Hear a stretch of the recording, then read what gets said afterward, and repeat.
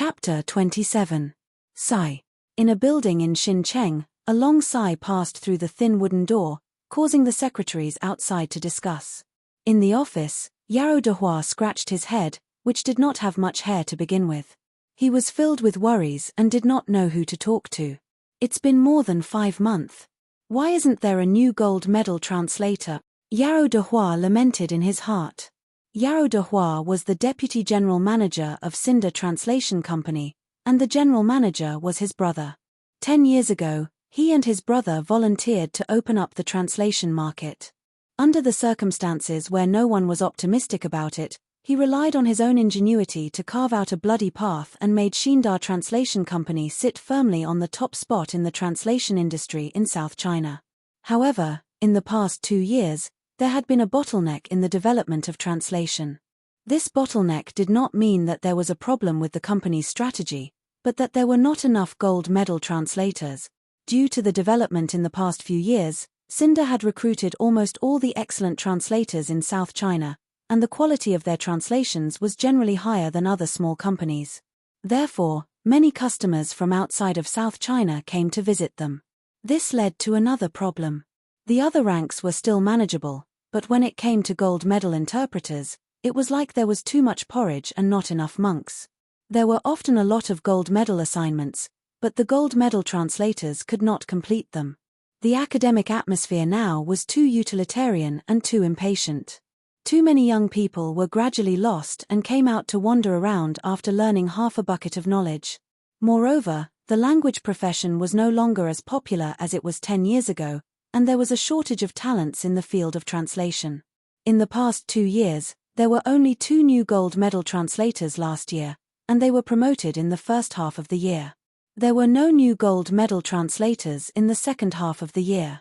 Yarrow Dehua's brother had discussed with him before the new year about whether to lower the standards for the gold medal translators and let some good silver medal translators replace them. Yarrow Dehua understood that this method could solve the urgent problem, but it would have a negative impact on the development of the translation market, and the impact would be far-reaching. One had to know that if silver medal translators were to do the work of gold medal translators, the quality would definitely not pass. In the long run, it would affect the company's reputation, and that would lead to a decrease in quality customers, which would then affect the translator's income. It was an endless cycle.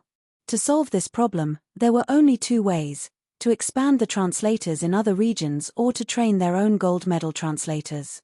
The company had always been doing the latter, but the results were not obvious. To be honest, translation still depended on personal practice, and the teachers could only teach them the basics. The former was indeed a good idea, but it wasn't so easy. Yarrow Dehua had been laying out his plans. His stall had to be spread out slowly. If he made a big move, it would cause the local big companies to join forces to resist. Yarrow Dehua said bitterly in his heart, "Give me another half a year. Half a year is enough." However, when Yarrow Dehua discussed with his brother at the beginning of the year, he made a military promise that if there was no gold medal interpreter by June this year, he could no longer stop his brother from interfering. At that time, the standard of a gold medal interpreter would drop, and it would be difficult to bring it back up again. Could it be that more than 10 years of hard work was going to go down the drain? Dong dong, someone knocked on the door. "Come in," Yarrow Dehua said as he ran his right hand through his hair. A beautiful woman with a slim figure walked in. She was his secretary who was in charge of managing the interpreters. "Boss, Mr. Wu from the translation department wants to see you." The secretary's voice was crisp and pleasant, like an oriole in the forest. Yarrow Dehua stood up and asked excitedly, "Is there a new gold medal interpreter?" Wu Pingzi from the translation department was one of the 3 gold medal interpreters in the department, and he was in charge of the assessment of the gold medal interpreters. What he meant by assessment was that other employees would help to erase the answers that were not up to standard, and the rest would be left for them to mark. The secretary shook her head and smiled. Mr. Wu did not say anything over the phone, but he sounded very happy. There should be good news. Yarrow Dehua rushed over excitedly. The translation department was the department that Yarrow Dehua had been in the most for the past few months, and all the employees were used to seeing him. Yarrow Dehua did not have the time to respond to the greetings of the employees as he went straight into Wu Pingzi's office. When Yarrow Dehua pushed open the door, he saw the 3 gold medal interpreters surrounding a computer. They were nodding their heads in admiration, and they did not even notice Yarrow Dehua's arrival. These bunch of nerds. Yarrow Dehua thought it was funny, but he still respected these people very much. They were the pillars of the company. Mr. Wu, Yarrow Dehua knocked on the table and smiled. You called me here, what good news do you have? A middle-aged man in his 50s with silver-framed glasses looked up and nodded at Yarrow Dehua with a smile. Mr. Yarrow, aren't you always urging me to get gold medal interpreters? Well, we have a new gold medal interpreter today. Yarrow Dehua suppressed the excitement in his heart and asked, Really? Did you check his information? Did you confirm that he's a new gold medal interpreter? Wu Pingzi nodded and said, Yes, it's a new gold medal interpreter. I looked at his information in the background, and he has never registered with us before. And this gold medal interpreter is very good. Someone next to him could not help but say, not only did he complete the assessment an hour earlier, but the quality of the translation he submitted was also very high. We're all impressed by his standard. Another gold medal interpreter also praised, That's right. We can do it if he's fast, and we can do it if he's good. But to do it so fast and so well, he's really too good. Wu Pingzi added, Also, you might not believe me, but this interpreter is from Yangcheng, and he's not even 30 years old. Yarrow Dehua frowned and asked, He's so young? Could it be that an expert used his information to register? I don't think so. According to my understanding, there are less than 5 people in South China who can do this. We don't have such talents in our company. These are all well-known translators who work with publishing houses and do their studies in university. They won't lower themselves to do such a thing. Furthermore, boss, why do you care if he's an imposter? We're in urgent need of gold medal interpreters. As long as he can do his job, it's fine even if he's an expert. Wu Pingzi analyzed. That's right. Yarrow Dehua nodded inwardly. No matter what kind of person he is, it's fine as long as he's a gold medal interpreter. Yarrow Dehua slammed his right fist on his left palm and said in high spirits, Since that's the case, let's see how well he's doing. If it's like what you said, he can do it quickly and well, we might as well give him some urgent missions with high prices. As long as we don't lack manpower in the translation department, I can carry out my single spark plan. On the other hand, Poplar Fruit closed the browser after he finished the test. Since Cinder Translation Company wouldn't review it so quickly, he might as well look at it at night. He stood up and stretched his body before opening the door to check on Kiki. Mosquito. There was a large black mosquito biting Kiki's arm. Its stomach was bulging, and it seemed to have sucked a lot of blood. Poplar Fruit's eyes nearly popped out of their sockets as his heart burned with rage. He quickly walked over to the crib and waved his hand to startle the mosquito. The mosquito buzzed and flew up. How can I let you run away? Poplar Fruit's eyes were sharp and his hands were fast. He clapped his hands hard in the air, and his palms hurt. He didn't even need to look to know that they were red. The mosquito was flattened by Poplar Fruit, and the blood it sucked splashed onto his hands. Looking at the place where the mosquito bit Kiki's white and tender arm was bitten by the mosquito, it was very conspicuous. Poplar Fruit's heart ached, but his hands were stained with blood and the remains of the mosquito. He could only go to the toilet to wash them. Wah! Ah! Ah! After washing his hands in the toilet, Poplar Fruit heard Kiki's loud cries as he was wiping the water on a towel. Damn it! Poplar Fruit cursed the mosquito and ran back to the room. Kiki was writhing on the bed and crying. Her right hand wanted to scratch her left arm. You can't scratch. Poplar Fruit hurriedly carried Kiki out and didn't let her scratch. Kiki still had some fingernails. If she scratched them, it might cause an infection. Kiki kept writhing, and her cries became louder and louder. It seemed that it was too itchy. Poplar Fruit hugged her and shook her with heartache. He blew a cool breeze to the red packet on her arm. But Kiki's cries didn't stop. This method didn't work. Poplar Fruit only had to carry her into the toilet. He picked up Kiki's small hand towel, dipped it in cold water, and gently touched the red packet. He didn't dare to wipe it. He was worried that he would scratch the red packet if he used too much strength.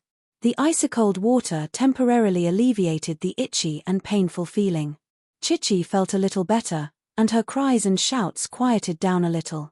Poplar Fruit looked at her tearful appearance. She was so pitiful. But the good times didn't last long. The painful and itchy feeling was like gangrene attached to the bone. Kiki began a new round of crying and struggling. Poplar Fruit had to hold her with one hand and clamp her right hand with his arm. He took out his phone with the other hand and called Liu Suqin. Poplar Fruit, what's going on over there? What's wrong with Kiki? As soon as the phone was connected, Liu Suqin heard Kiki's cries coming from the phone. She anxiously asked. Godmother, Kiki was bitten by a mosquito. Now she's itchy. Do you know how to stop her itch? Why don't you put a mosquito net on Kiki? Really, is there a father like you? You're so careless. Liu Suqin scolded him. Godmother, I know I'm wrong. The most important thing now is to help Kiki stop her itch. Hurry up and give me some advice. Poplar Fruit said anxiously. Kiki had been crying for more than 10 minutes. Do you have baby toilet water at home? No, not even toilet water. Is cooling oil okay? Poplar Fruit opened the cabinet and found a small red round box. It was cooling oil that he bought last year. You can't use cooling oil. Kiki is too young. Then what should I do? Poplar Fruit asked with a sad face. What kind of father are you? Don't you even have toilet water at home? Liu Suqin scolded him and continued to give advice. Go get soap and apply it. It'll be fine in a while. Poplar Fruit quickly ran back to the bathroom. He put his phone aside and pinched a bar of soap. He turned on the tap and dipped it in water. Then he gently applied it on Kiki's arm. Kiki cried as she looked at her hand. After a while, the red packet began to fade a little. The pain and itch probably also subsided. Kiki finally slowed down her crying and gradually calmed down. Poplar Fruit touched Kiki's skin near the mosquito bites. His heart ached as he said to her, "It's all Daddy's fault. I didn't notice the mosquito." Kiki pouted and sniffled. It's been raining recently and the weather is very hot. The mosquitoes are starting to run wild. Daddy Yang, you have to quickly protect Kiki's delicate skin. Chapter 28. After an early dinner, Poplar Fruit went out with Kiki in his arms. Although the afterglow of the evening had faded, the summer heat was still steaming on the asphalt path in the residential area. The pedestrians on the road were faint. It was time for families to sit at the table and enjoy a sweet dinner. Even the cicadas that had been clamoring all day stopped to rest. They took a taxi to the large children's store from last time. As soon as they entered, the cool air hit them in the face. The lights in the store were bright, and the temperature of the air conditioner was moderate. It made people feel comfortable walking in, but it was not too cold and irritating to the skin. The new receptionist at the front desk smiled and nodded at Poplar Fruit, who was carrying Kiki. The service was still so warm. Poplar Fruit found a receptionist in the shopping area and asked her what he should buy to reduce the swelling and mosquito repellent on Kiki's red packet. "Sir, the baby floral water and baby golden water are very good. You can sprinkle a little for a few hours and no mosquitoes will dare to come close," the receptionist said with a smile. "Baby golden water?" Yang thought for a moment and said with a smile, "Is it the golden water baby in the TV series that says, 'Bathe, bathe, bathe, bathe, the golden water baby'?" "Yes, that's it." The receptionist saw Poplar Fruit humming the brainwashing commercial song and couldn't help but laugh. "Is this really that good?" Poplar Fruit picked up a bottle of baby golden water and asked doubtfully. "Yes, baby golden water can prevent mosquitoes, and it can also relieve itchiness. Moreover, this product is made of Chinese herbs, so it has a better mosquito repellent effect. It doesn't contain any irritating ingredients, and it's easy to volatilize. It's not like the cooling oil, which can easily be touched by the baby's eyes or mouth. It can better protect your baby's skin," the receptionist explained. "Then how do I use this? Do I pour a little in when I shower?" Poplar Fruit glanced at the introduction. It was similar to what the receptionist said. He hoped that it really had such a good effect. Your baby should be less than a year old, right? The receptionist looked at Kiki and asked. Poplar Fruit nudged Kiki and said with a smile, "It hasn't even been a month. Then you can pour about half a bottle cap into the bathwater before bathing her. Just bathe her like you usually do. She won't have to worry about being bitten by mosquitoes for 3 to 4 hours after the bath. You can also rub some baby golden water on the areas that aren't covered by clothes. If she is bitten by a mosquito or has heat rash, you can also apply some for her. But because your baby is too young, you have to dilute it before it turns 1 year old. You probably have to put 1 or 2 drops of baby golden water on it, then dilute it with half a bottle of water," the waiter patiently explained to Poplar Fruit. Poplar Fruit felt that it was not bad, so he took a bottle and put it in the shopping cart. He would try it first. If the effect was good, he would buy it after using it. Pushing the cart to the place where mosquito nets were sold, Poplar Fruit once again felt that human intelligence was really amazing. How could they think of so many tricks? Poplar Fruit's own mosquito net was the most common kind. The 4 corners of the net were hung on the bed frame, and he could put them away when he wasn't using them.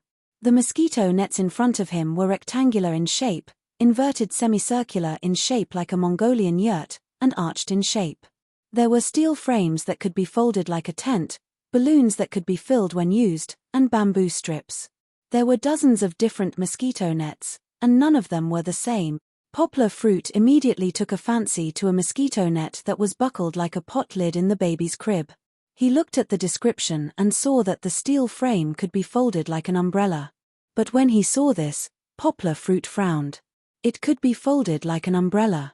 What if Kiki was sleeping and its buckle wasn't fastened properly and it suddenly popped open? Then the spring folded the steel frame and scratched or pricked Kiki? Shaking his head, Poplar Fruit looked at other mosquito nets. Safety first. After searching for a while, he finally saw a beautiful and safe mosquito net. The frame of this mosquito net was a combination of a floor-to-ceiling and a clamp. The floor-to-ceiling part was a square metal plate to ensure that the center of gravity of the frame wouldn't shift and become unstable. In the middle of the frame, there was an adjustable anti-slip clamp that could be clamped to the guardrail of the crib. This way, the frame of the mosquito net and the crib were connected as a whole. The mosquito net at the top of the frame was in the shape of a round embroidered flower. When it was spread down, it felt like a palace veil. "This is for my little princess," Poplar Fruit praised in his heart. Picking a mosquito net with yellow lace that matched the crib color at home, Poplar Fruit asked the waiter to help pack it up. The mosquito net and the frame that hadn't been assembled yet were placed in a long box. It weighed more than 20 kilograms.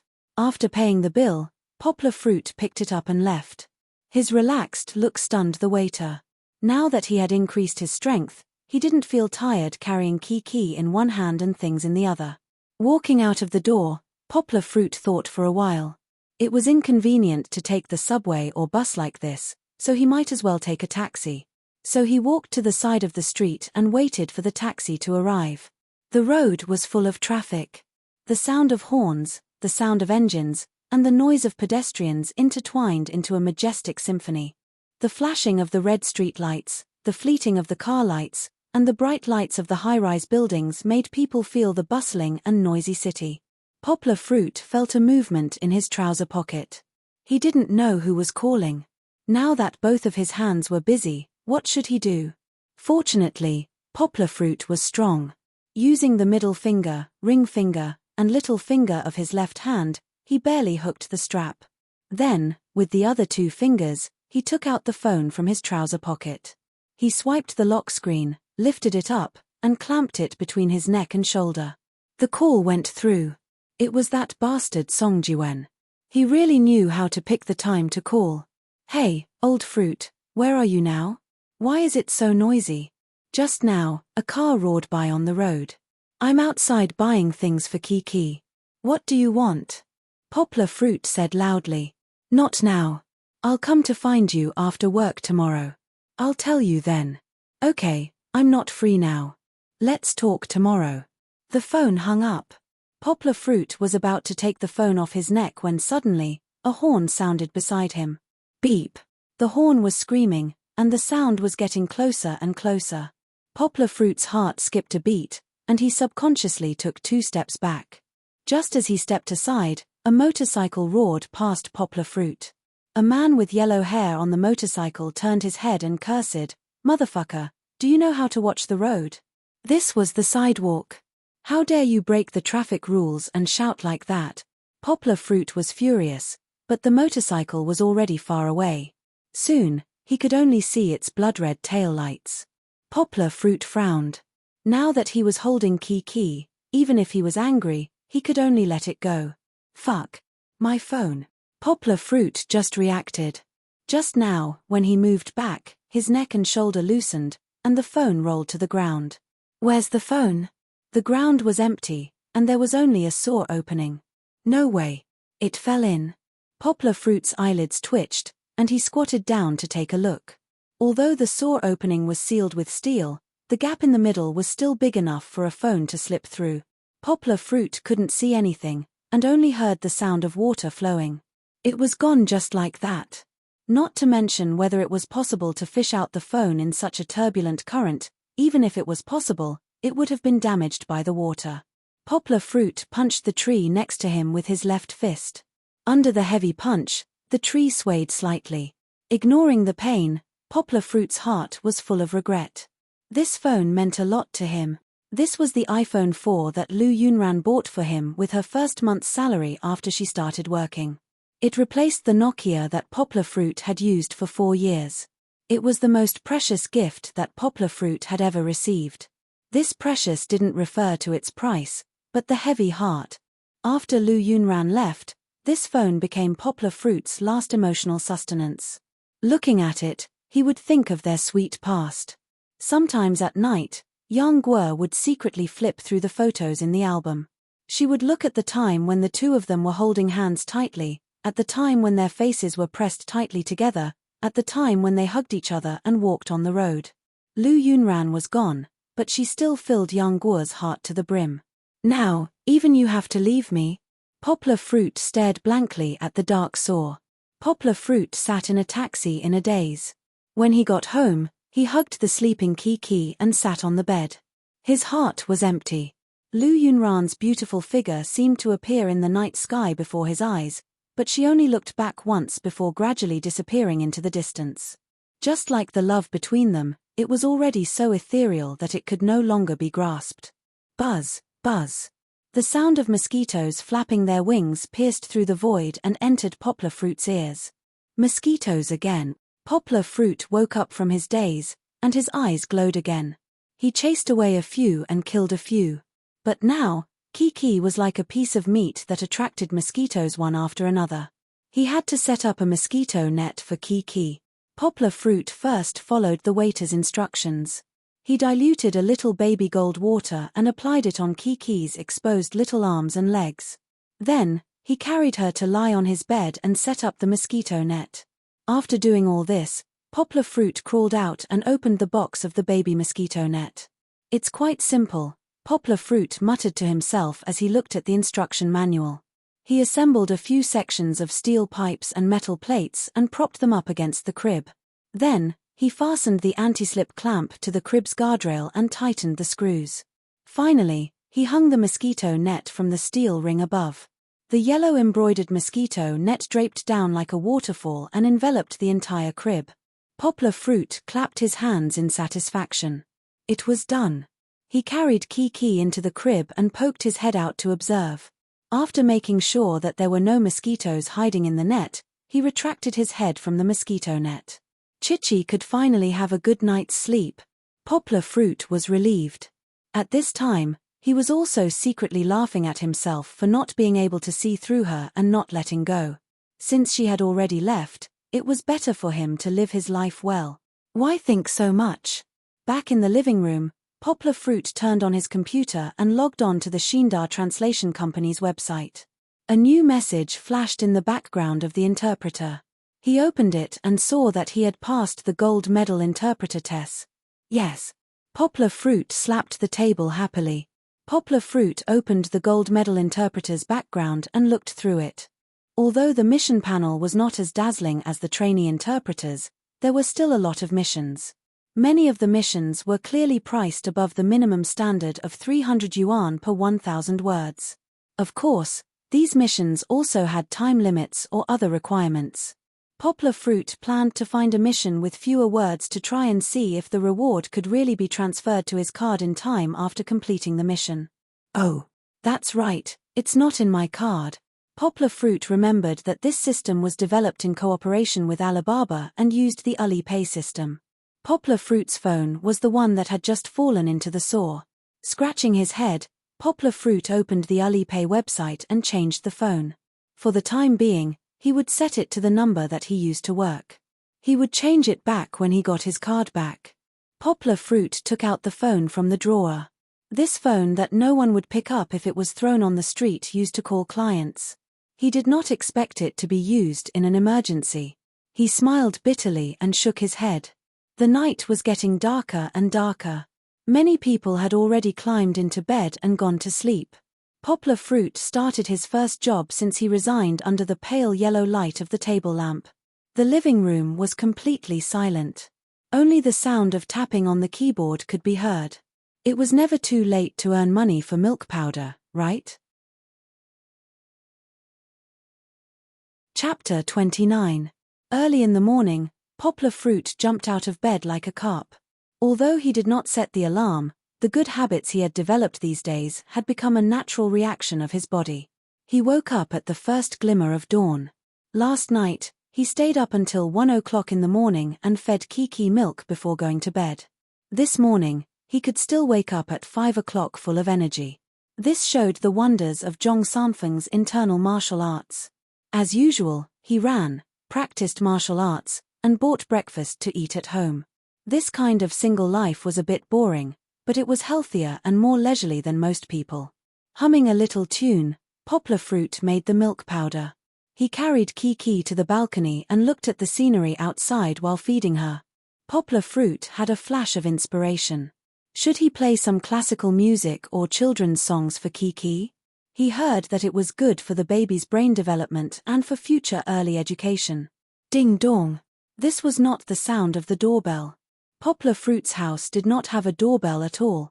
This was the sound of his phone's message notification. It had been a long time since he last used it.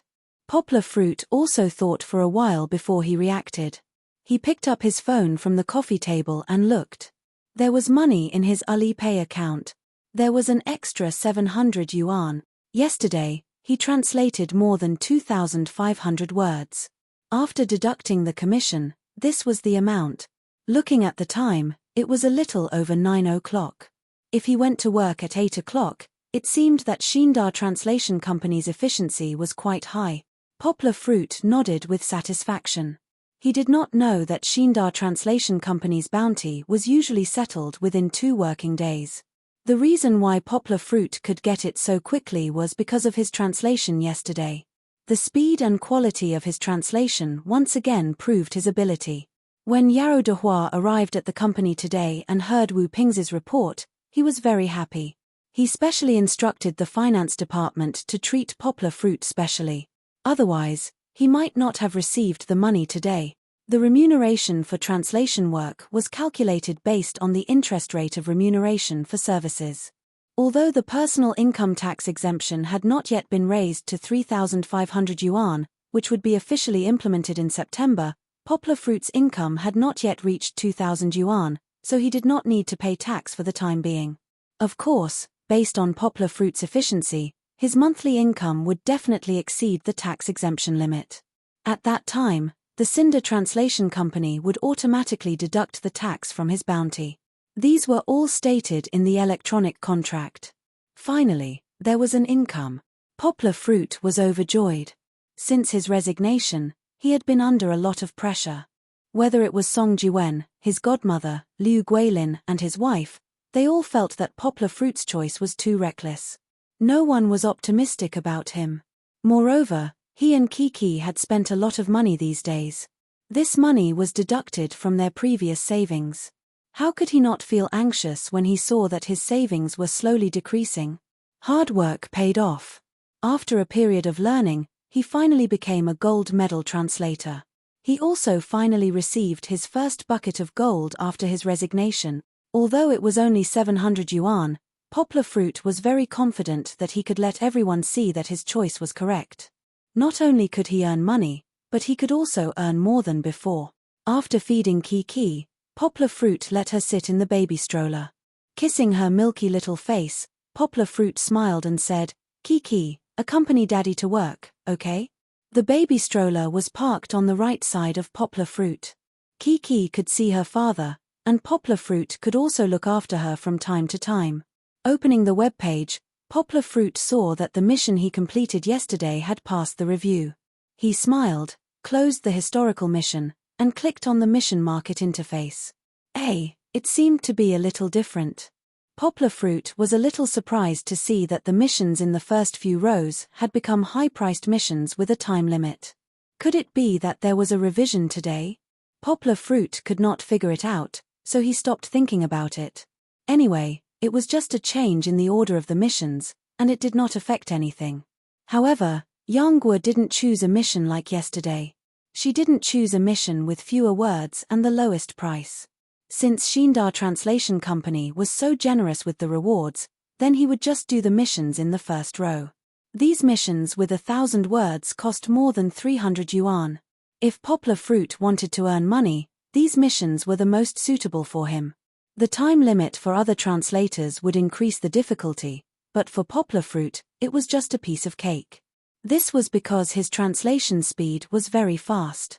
Others needed to flip through the dictionary to find information, but Poplar Fruit only needed to take a look to understand what it meant.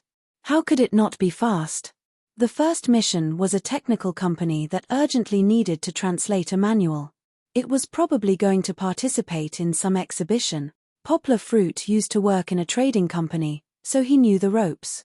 5,000 words, and a huge price of 3,000 yuan. This was 600 yuan for 1,000 word. It was a full flip. But when the mission was issued, no one dared to accept it.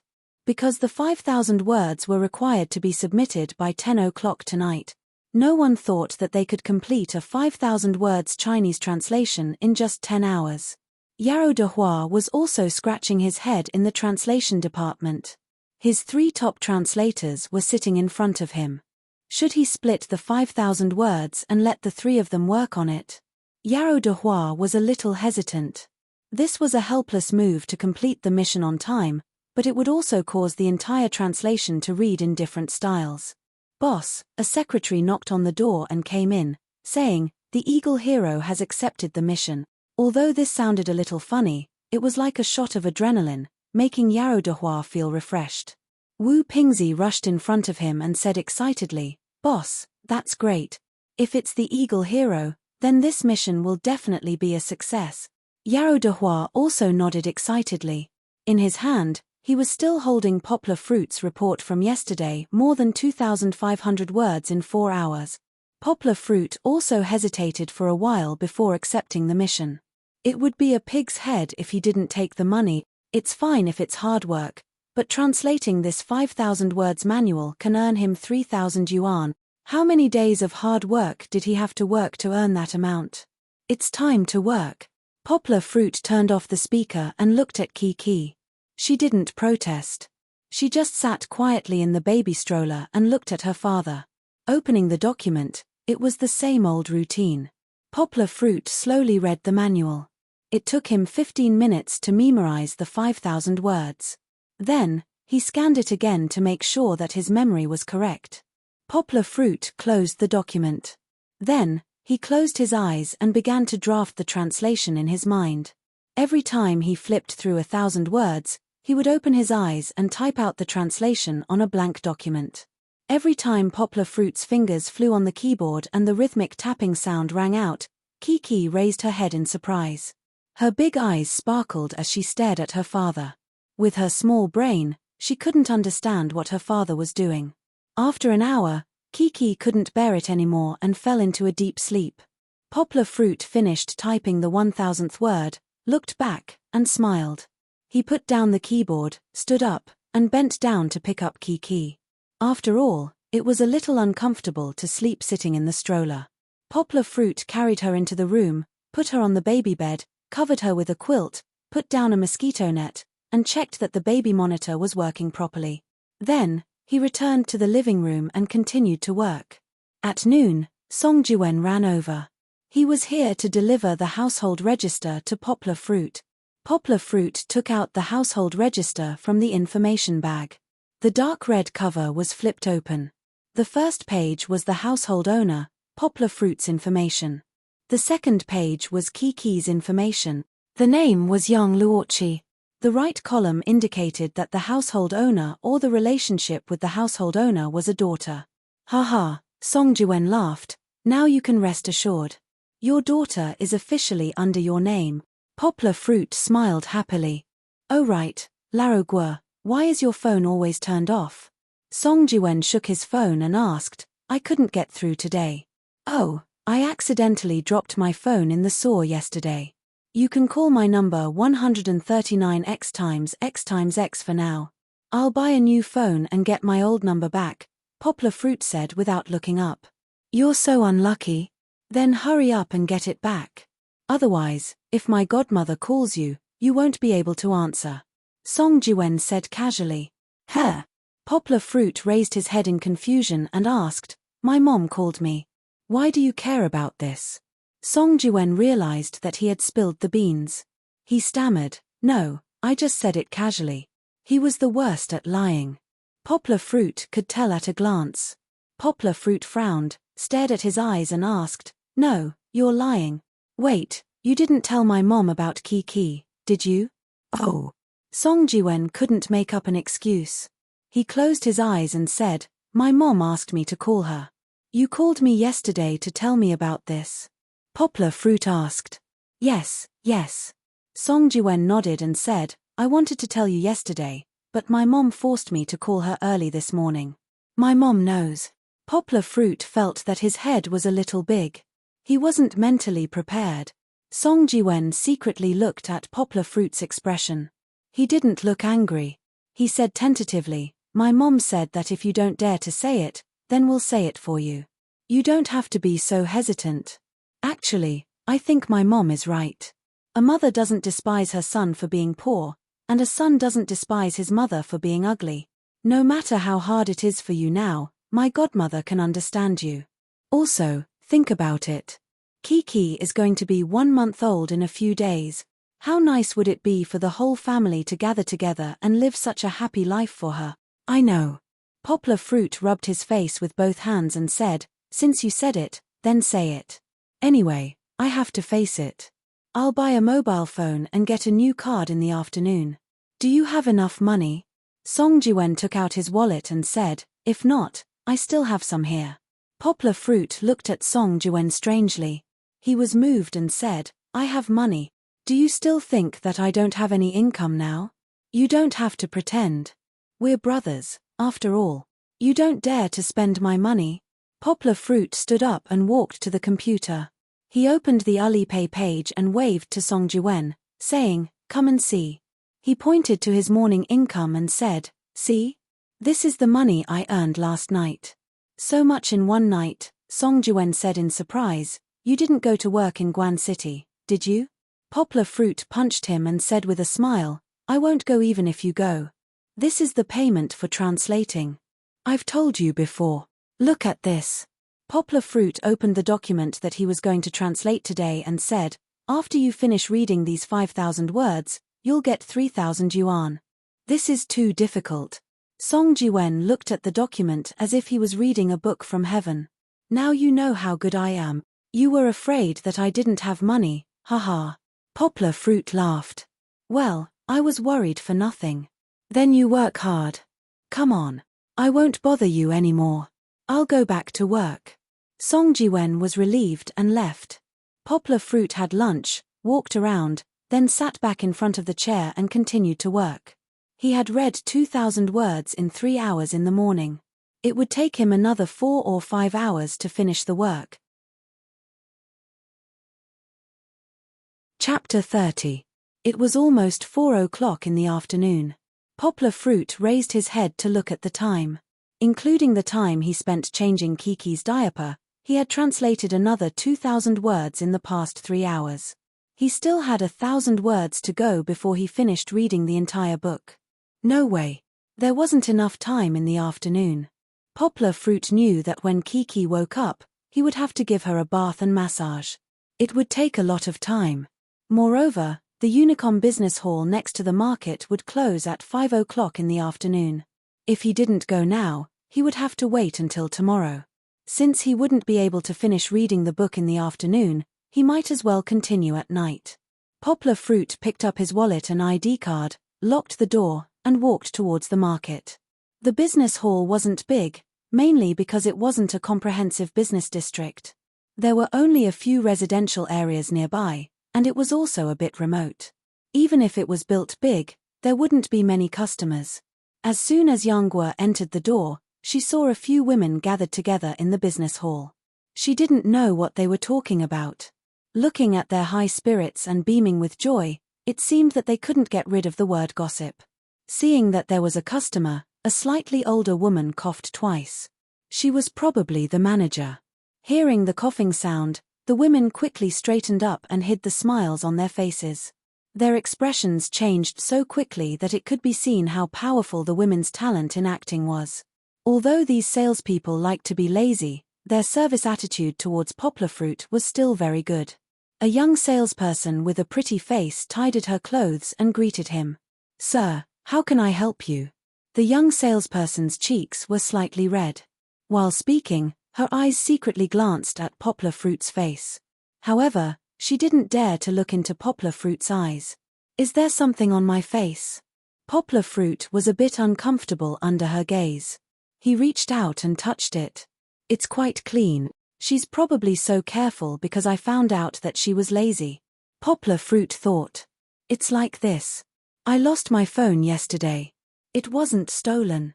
It fell into the sewer and couldn't be retrieved. So, I want to replace my SIM card," said Poplar Fruit. "That's not a problem, sir. What's your phone number?" the young salesperson asked eloquently. Poplar Fruit read his phone number to her. Then, the young salesperson asked for his ID card. Poplar Fruit took it out of his wallet and handed it over. "Sir, please provide me with 4 numbers that you have dialed or received recently." After operating the computer for a while, the young salesman took out a pen and a piece of paper and pushed them in front of Poplar Fruit. Poplar Fruit thought for a while and filled in 4 phone numbers. This was too easy for him. He could even recite the phone numbers in his phone. After he finished writing, Poplar Fruit noticed that the other salespeople next to him were looking at him and whispering to each other. He felt very strange and puzzled. "Okay, sir. Please pay 10 yuan as a service fee," said the young salesperson with a smile. After taking out 10 yuan and handing it over, Poplar Fruit quickly took the SIM card from the young salesperson's hand. He removed the back of his backup phone and replaced it with a new SIM card. As soon as he turned on the phone, several text messages came in. The ding-dong sound was endless. Poplar Fruit smiled awkwardly at the young salesperson. Her face turned even redder. After applying for the SIM card, Poplar Fruit walked out of the store. However, he could vaguely hear the excited voices of the women in the store. "He's so tall and handsome. Didn't you notice that his skin is super good? Yes, yes, yes. Xiao Xiao, you look too smitten. Hold it in. Ha ha." This group of women, he had just left and they couldn't wait to gossip again. Poplar Fruit shook his head and walked to the market. There were still some vegetables at home that he bought in the morning. After buying a piece of pork and a few fresh eggs, Poplar Fruit went home. He couldn't stay outside for too long. Kiki could wake up at any time.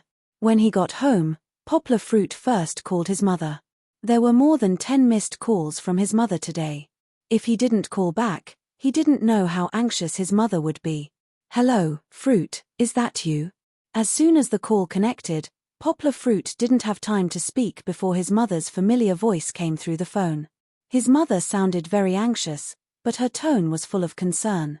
When Poplar Fruit heard his mother's voice, he suddenly felt a lump in his throat. "Yes, Mom, it's me.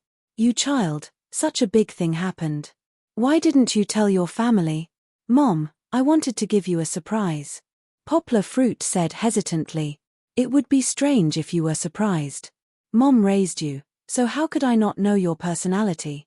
You like to hide everything. Okay, it's all my fault. Don't be angry. Poplar Fruit apologized and carefully coaxed. I heard from your godmother that it's a daughter. What's going on? You need to make it clear to me. Why did you suddenly bring back a daughter at such a young age? Poplar Fruit had to briefly explain Wu Yu's matter again. Is it your daughter? We have good intentions, but we can't be fooled by others. Why do I feel that it's a bit strange? Poplar Fruit's mother asked worriedly. Wah! Wah! Kiki's cries came from the room. Kiki woke up. Poplar Fruit quickly said, Mom, wait. Kiki woke up. I'll go take a look first. The phone didn't hang up. Poplar Fruit opened the door and held the phone in his left hand. He carried Kiki with his 2 hands and then hugged her with his right hand. After a few coaxing words, Kiki stopped crying. It's my daughter, Mom. Don't worry. I've done a paternity test. It's 100% your granddaughter. But, Mom, I'm telling you. No matter what you say, I'm going to raise Kiki. Poplar Fruit frowned and said. Look at what you're saying. Didn't I remind you? She's your own flesh and blood. Do you think Mom has the heart to give her away? Our young family is a little poor, but we still have integrity. We have to be responsible for what we do. We can't shirk. Okay, I know. Mom, you're the best. Poplar Fruit smiled. Kiki's long eyelashes were stained with a little dew from crying, but she didn't care. It seemed that she was more interested in the phone in Poplar Fruit's left hand. She stretched out her right hand and couldn't reach it. She anxiously hummed. Hearing Kiki's voice, Poplar Fruit's mother's tone became lighter. Fruit, is the baby calling? Yes. Kiki, say hello to Grandma. Poplar Fruit said to Kiki with a smile. But Kiki didn't understand and continued to call. Baby, don't mind him. Grandma will come to see you tomorrow. Poplar Fruit's mother laughed happily on the phone. Ah. Poplar Fruit was surprised. Mom, you're coming tomorrow? Yes, I've asked your sister to buy a ticket for me. It's tomorrow morning at 8 o'clock. I'll probably arrive in the afternoon. Mom, why didn't you discuss it with me? Poplar Fruit said anxiously. How could I discuss it with you? I called you and you didn't answer. But why did you suddenly come here? Aren't you going to help your sister take care of Shorojie? If Poplar Fruit had a third hand, he would cover his head and sigh. I'm worried that you don't know how to take care of the baby. Let's not talk about it. It's a waste of phone money. Mom, wait a minute. Which station are you getting off tomorrow? I'll pick you up. Pick me up? Do you have a car? Haha, you don't have to worry about it. My godson will pick me up. You just wait at home. After that, Poplar Fruit's mother hung up the phone. God. He didn't know anything. They had already arranged everything. Songjiwen, this guy. Poplar Fruit wanted to call him and scold him. But he raised his phone and put it down. Forget it. Let it be. The sooner it's settled, the sooner it's over. Poplar Fruit gave Kiki a nice bath and gave her a massage. After the bath, Kiki was still very excited. She sat in the baby stroller and twisted around, trying to attract her father's attention. Poplar Fruit didn't pay attention to her. He didn't even eat and continued to translate his manual. Mom is coming. I have to show my best side in front of them and earn more money. I have to make them feel that I can live a good life. Poplar Fruit devoted himself to the translation of the remaining 1,000 words. This time, it took him less than an hour. Poplar Fruit spent another half an hour to read his translation twice. He corrected a few small mistakes.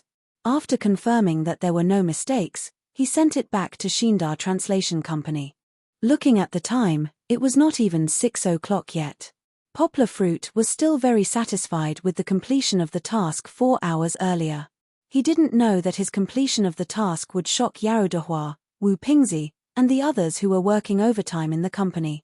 He was now busy preparing milk for Kiki. Her father ignored her for more than an hour. This made Kiki very angry. She pouted and stared at him, refusing to open her mouth. How could a child who wasn't even a month old have such rich expressions? Poplar Fruit didn't raise other children. He didn't know that Kiki was outstanding. Instead, he had a headache now. The pacifier was already at her mouth, but Kiki still refused to let go. Poplar Fruit could only sing nursery rhymes for her. He racked his brains to recall the nursery rhymes he learned when he was young. I found a penny on the side of the road. I handed it to the policeman uncle. Goodbye, uncle. Goodbye, uncle. No, change it. Little rabbit, be good. Open the door. Open it quickly. I want to come in. I won't open it.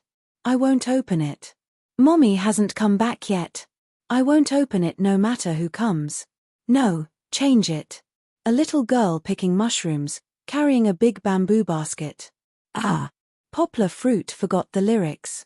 At this time, Kiki's eyes began to show a little smile. There's hope. Sing another one. Twinkle, twinkle, twinkle, the sky is full of little stars hanging in the sky. They are like many little eyes. Poplar Fruit shook his head. His eyes followed the rhythm and blinked at Kiki. Hee. Kiki was finally amused. She didn't know if it was because of her father's singing or his expression. Her pouted mouth loosened and she laughed happily. Seeing that Kiki's face finally bloomed with a smile, Poplar Fruit was also very happy. He wasn't as happy as he was now when he earned more than 700 yuan this morning. It was said that a daughter was a father's happy fruit. This was absolutely true. After feeding Kiki, Poplar Fruit cooked some egg and pork noodles for himself. Kiki went to sleep again. Poplar Fruit took a shower and washed his clothes. He walked out of the bathroom with a frown. 2 hours had passed, and there was still no message on his phone. They didn't give him the reward. Did they already get off work? After logging into the translator platform, Poplar Fruit saw that the task he accepted today had passed the review. Since it passed the review, why didn't they give him the reward? Poplar Fruit checked his phone's inbox. There was indeed no message. What's going on? Wait. Poplar Fruit suddenly remembered that he had changed his SM card back this afternoon. Poplar Fruit opened the Alipay website and checked his balance. It was more than 3,500 yuan. After deducting the commission and taxes, the reward for this task had already been received. Poplar Fruit patted his head. He was really stupid. How could he receive a message when the SIM card was changed? Poplar Fruit changed the SIM card back again. He had earned more than 3,000 yuan in one day. Poplar Fruit now felt that he was amazing. Although not all tasks had such a high reward, even if it was the average price, he could earn at least 2,000 yuan a day. If he worked 20 days a month, he could earn 40,000 yuan. With a monthly salary of 40,000 yuan, his annual salary would be close to 500,000 yuan. How many university students who had graduated more than a year ago could earn as much as him? After a while, Poplar Fruit came out of his fantasy. Wiping the saliva from the corner of his mouth, he opened a new task. Poplar Fruit began to work hard again. If he wanted to earn more, he had to work more. Chapter 31. Click, click. Poplar Fruit moved the cursor to the confirm button and gently tapped the mouse in his hand. Done. Poplar Fruit stood up from the chair and made himself a cup of biluo with satisfaction. Due to the conditions, Poplar Fruit could only make tea in a big cup, but it didn't affect his mood to taste the tea. Walking to the edge of the balcony, Yanghua fondly stroked the pot of devil's ivy that he still carefully took care of even though it had changed. He blew on the cup of hot water, and the tea leaves that were curled up like hair snails gradually stopped their spiral dance and settled at the bottom, leaving only the bright green tea liquid. He took a sip and the tea liquid rolled down his tongue into his throat. Then, the fresh and sweet taste bloomed in his taste gland. Poplar Fruit leaned against the railing and looked into the distance. He felt that everything in Guangzhou was good, except the sky was too ugly. The clouds were like a rag that wiped the table but didn't have time to clean it. It was grey and black. The sky above the city in the distance was grey as if it was shrouded in haze. The sunlight was blocked during this period and the scattered halos were not as beautiful. Yanghua missed the sky of her hometown. There was no heavy pollution from heavy industry, and there wasn't too much car exhaust emissions. She could see the vast and boundless blue sky when she raised her head. Her mood must have been incomparably comfortable. Right now, Guangzhou, Shanghai, and Beijing were still desperately expanding.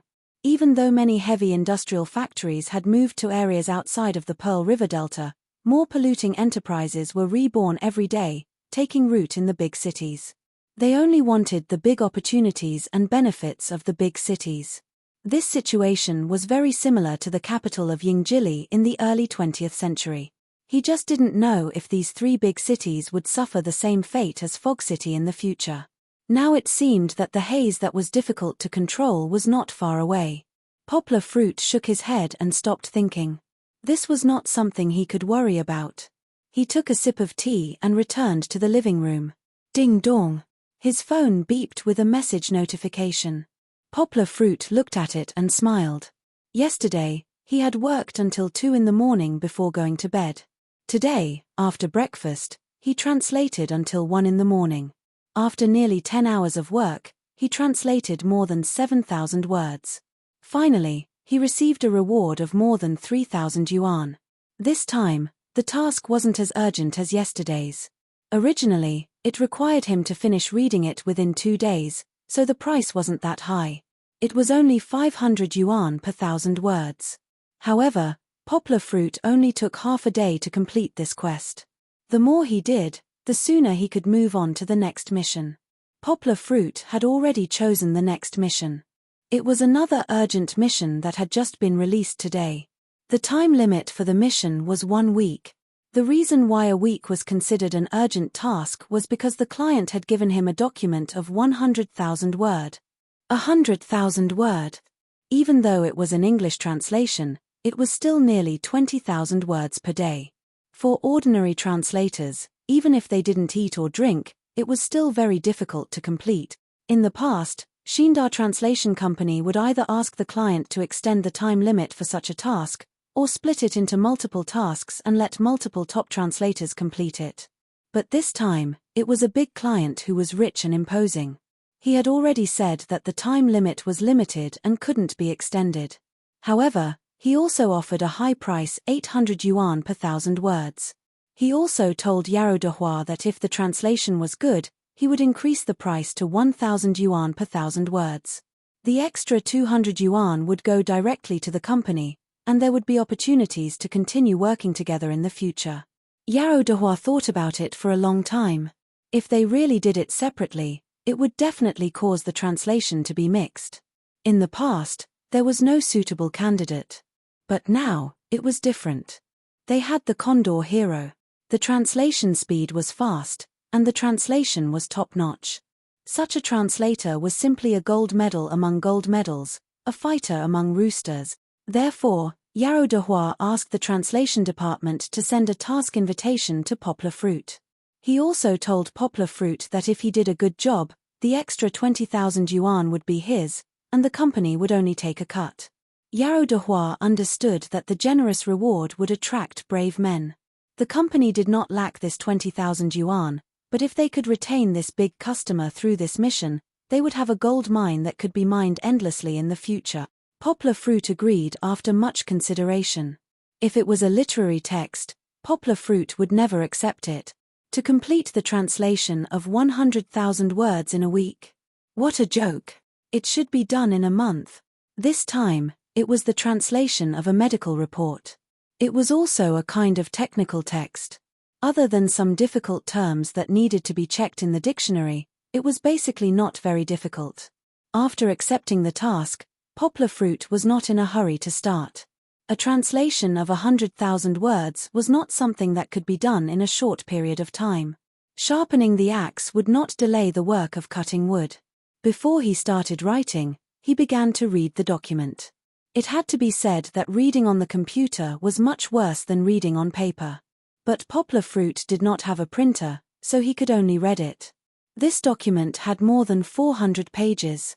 Even Poplar Fruit could only read about 100 pages in an hour. Then, he felt his eyes were sore and had to stand up to rest. But at this time, the phone rang. His mother had arrived. "This is where you live?" Shu Jinfeng pushed open the door. Poplar Fruit and Song Jiwen were behind her, carrying bags of various sizes.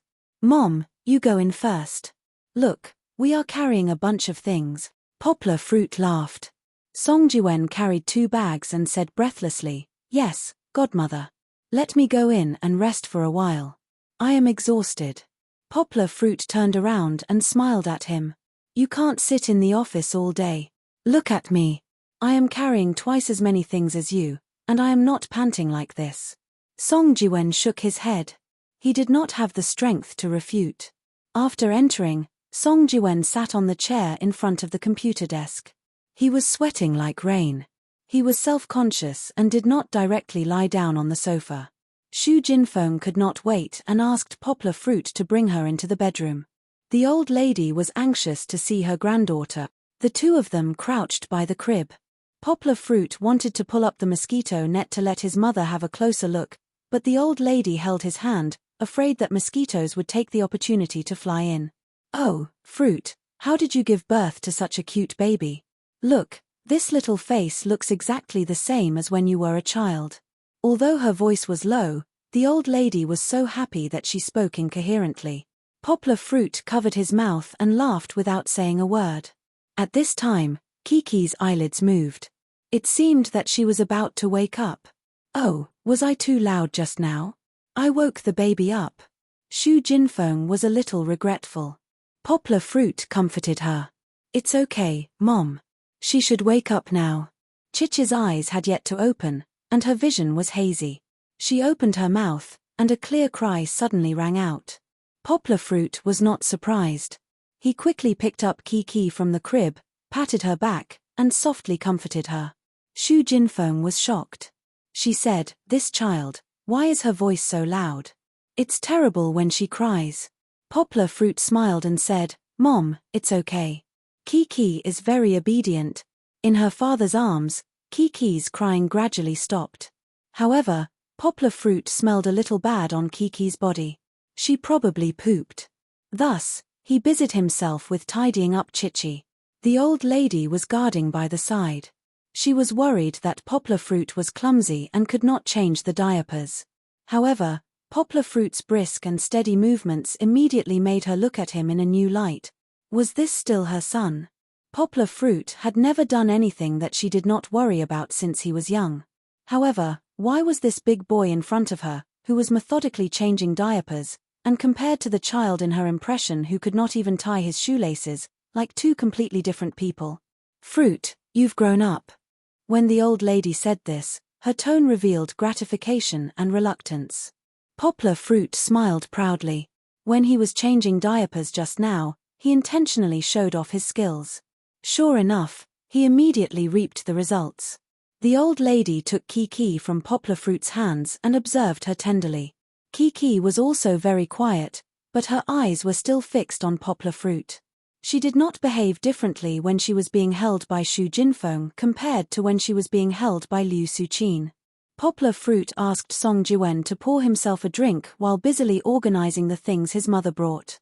Mom, it's not easy for you to come here. Why did you bring so many melons and fruits? They sell everything here. Don't you think they're heavy? Poplar Fruit looked at the big and small bags of pumpkins and cucumbers, as well as the big bag of peanuts still stained with wet soil, and smiled bitterly.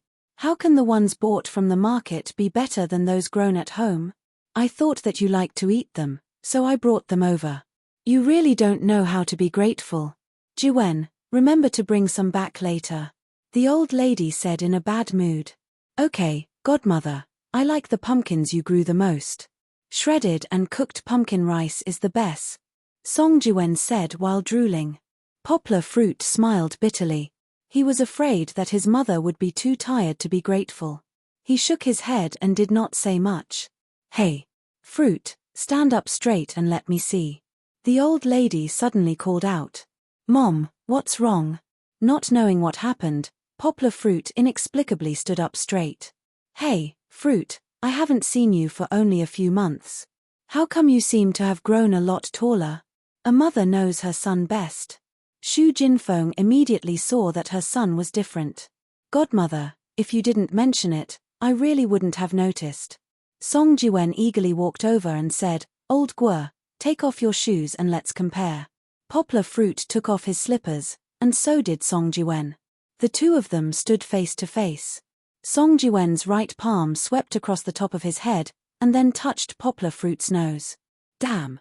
Old Guo, when did you become half a head taller than me? Song Jiwen said in surprise. In the past, Song Jiwen was 1.75 meters tall, which was a little taller than Poplar Fruit. But now, Poplar Fruit was actually half a head taller than him. Really? You actually grew taller? Poplar Fruit scratched his head. He guessed that it should be because of his recent cultivation, but he did not want to say it. Maybe it's because I've been exercising a little too much recently. I usually get up in the morning to exercise. Song Jiwen was a little depressed and said, You're probably 1.8 meters tall now. You're already a 23 or 24 years old demon, but you can still grow taller. Moreover, you're so tall. It's really unscientific. You're the old demon. Poplar Fruit smiled and gave him a punch. However, it was really amazing. Poplar Fruit had grown more than 6 centimeters in just a month. Moreover, it was at an age where a man's height almost stagnated. Cultivating this cultivation method did have a lot of benefits. For example, his skin was now much better. Although it was not as smooth as a girl's, it was not too far off. However, Poplar Fruit was a little worried. Growing taller was a good thing, but if he grew endlessly, it would not be good if he grew into a giant like Yaroming. It shouldn't be.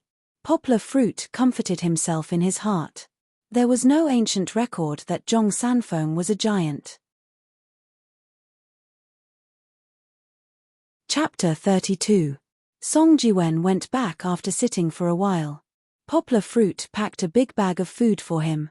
Anyway, Song Jiwen drove his father's car today. No matter how heavy it was, he could carry it back. Since his mother was here, there was no need for Poplar Fruit to cook. Although Xu Jinfeng's cooking was not as good as Poplar Fruit's, her home-cooked dishes were very tasty. Poplar Fruit also had a good appetite. After dinner, the mother and son chatted in the living room. Fruit, are you going to continue like this? Poplar Fruit smiled and said, What do you mean by continue like this? Xu Jinfeng sighed and said, I don't object to you raising your daughter, but I'm worried that you won't be able to find a wife in the future. Poplar Fruit had never told his family about Lu Yunran before, and there was no need to say it now. Poplar Fruit laughed heartily and said, Mom, there are so many women in the world. There must be one who doesn't care about Kiki's existence. What are you worried about? It's easy for you to say, but which woman is willing to be a stepmother as soon as she marries in? Do you want to marry a woman who has a family? Xu Jinfeng asked. What's wrong with having a family? As long as she is willing to be good to Kiki, I will marry her. You don't know the immensity of heaven and earth now. You will know in the future. Xu Jinfeng shook her head and said, I heard that you have registered your daughter's household registration. Let me see. Poplar Fruit got up and went to the desk in the bedroom to take out the file containing the household registration. He took out the household registration and handed it to Xu Jinfeng. Xu Jinfeng flipped through the household registration and read, Yang Luoqi, this is a good name. Did you give her? Or did the child's poor mother give her the name? Of course it was your most talented son who gave her the name. Poplar Fruit laughed. Xu Jinfeng wrinkled her nose and smiled.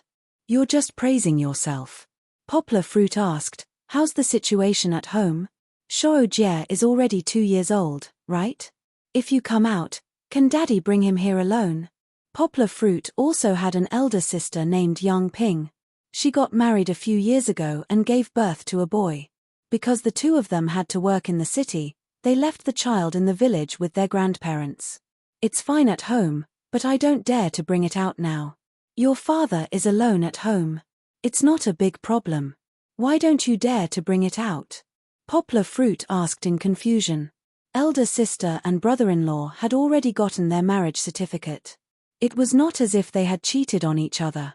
What was there to worry about? Xu Jinfeng said, don't you watch the news? Recently, there's an organization that abducts and sells children in Guangdong province. They don't cheat people with candy, but they openly rob people on the street. They directly snatch children from other people's arms, stuff them into a van, and leave.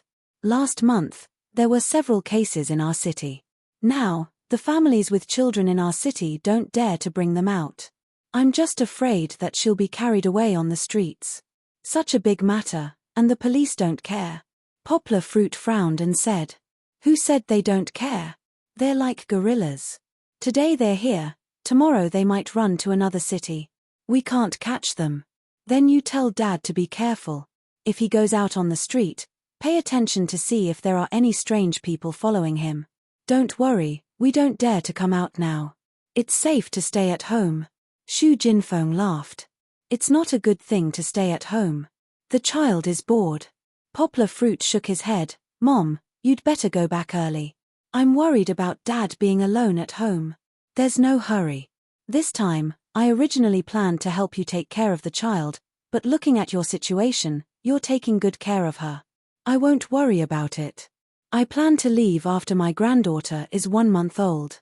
Shu Jinfeng waved her hand and said, "Okay, then you can stay here for a few days. You can sleep in my bedroom. I'll sleep on the sofa in the living room." Poplar Fruit said, "There's no need to change. I'll sleep on the sofa." Shu Jinfeng said indifferently, "No, with your body, it's not comfortable to sleep on the sofa. You should sleep on the bed. I'm young. It's okay to sleep on the sofa." Poplar Fruit changed a new quilt for her and then took his quilt out. "Why do you have to make it so troublesome?" Shu Jinfeng said. She was stubborn, but her heart was as sweet as honey. "I'll move Kiki's bed out later. You don't have to worry at night. I'll take care of her." Poplar Fruit said. "Just leave her in the room. It's not like I haven't taken care of children before. No, I have to work late at night anyway. Leave Kiki to me at night. You can sleep peacefully at night. During the day, you can help me take care of her." Poplar Fruit was worried that the old lady would have to get up several times at night. This was too troublesome. The old lady was a light sleeper. If she was woken up again, she wouldn't be able to sleep anymore. Shu Jinfeng asked strangely, "Didn't you say you quit? Why do you still have a job?" "I did quit my previous job.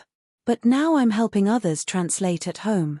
Poplar Fruit saw that Shu Jinfeng didn't understand and continued to explain, "It's when others give me the documents they need to translate. I translate them from Chinese to English or English to Chinese." Shu Jinfeng understood after this explanation. But she asked worriedly, "If you do it at home, will others pay you?" Poplar Fruit smiled and said, "Of course. Guess, just today, how much did your son earn? Don't keep me in suspense. Your mother didn't go to university. My education level is not high." Shu Jinfeng glared at him. Poplar Fruit opened the text message in his phone and handed it over. He said proudly, "Today your son earned 3,500 yuan. Yesterday he also earned 3,000 yuan. Shu Jinfeng opened her mouth and said, "So much?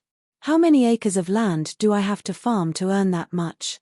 Poplar Fruit smiled and said, "Starting today, I took on a big job.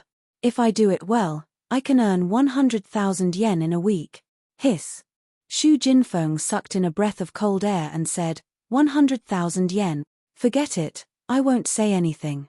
You've grown up, so you have to grasp it well. Don't be cheated by others. The old lady washed up and went to bed early.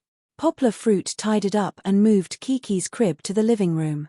Because he was worried about the radiation from the computer, Poplar Fruit did not place the crib close to him.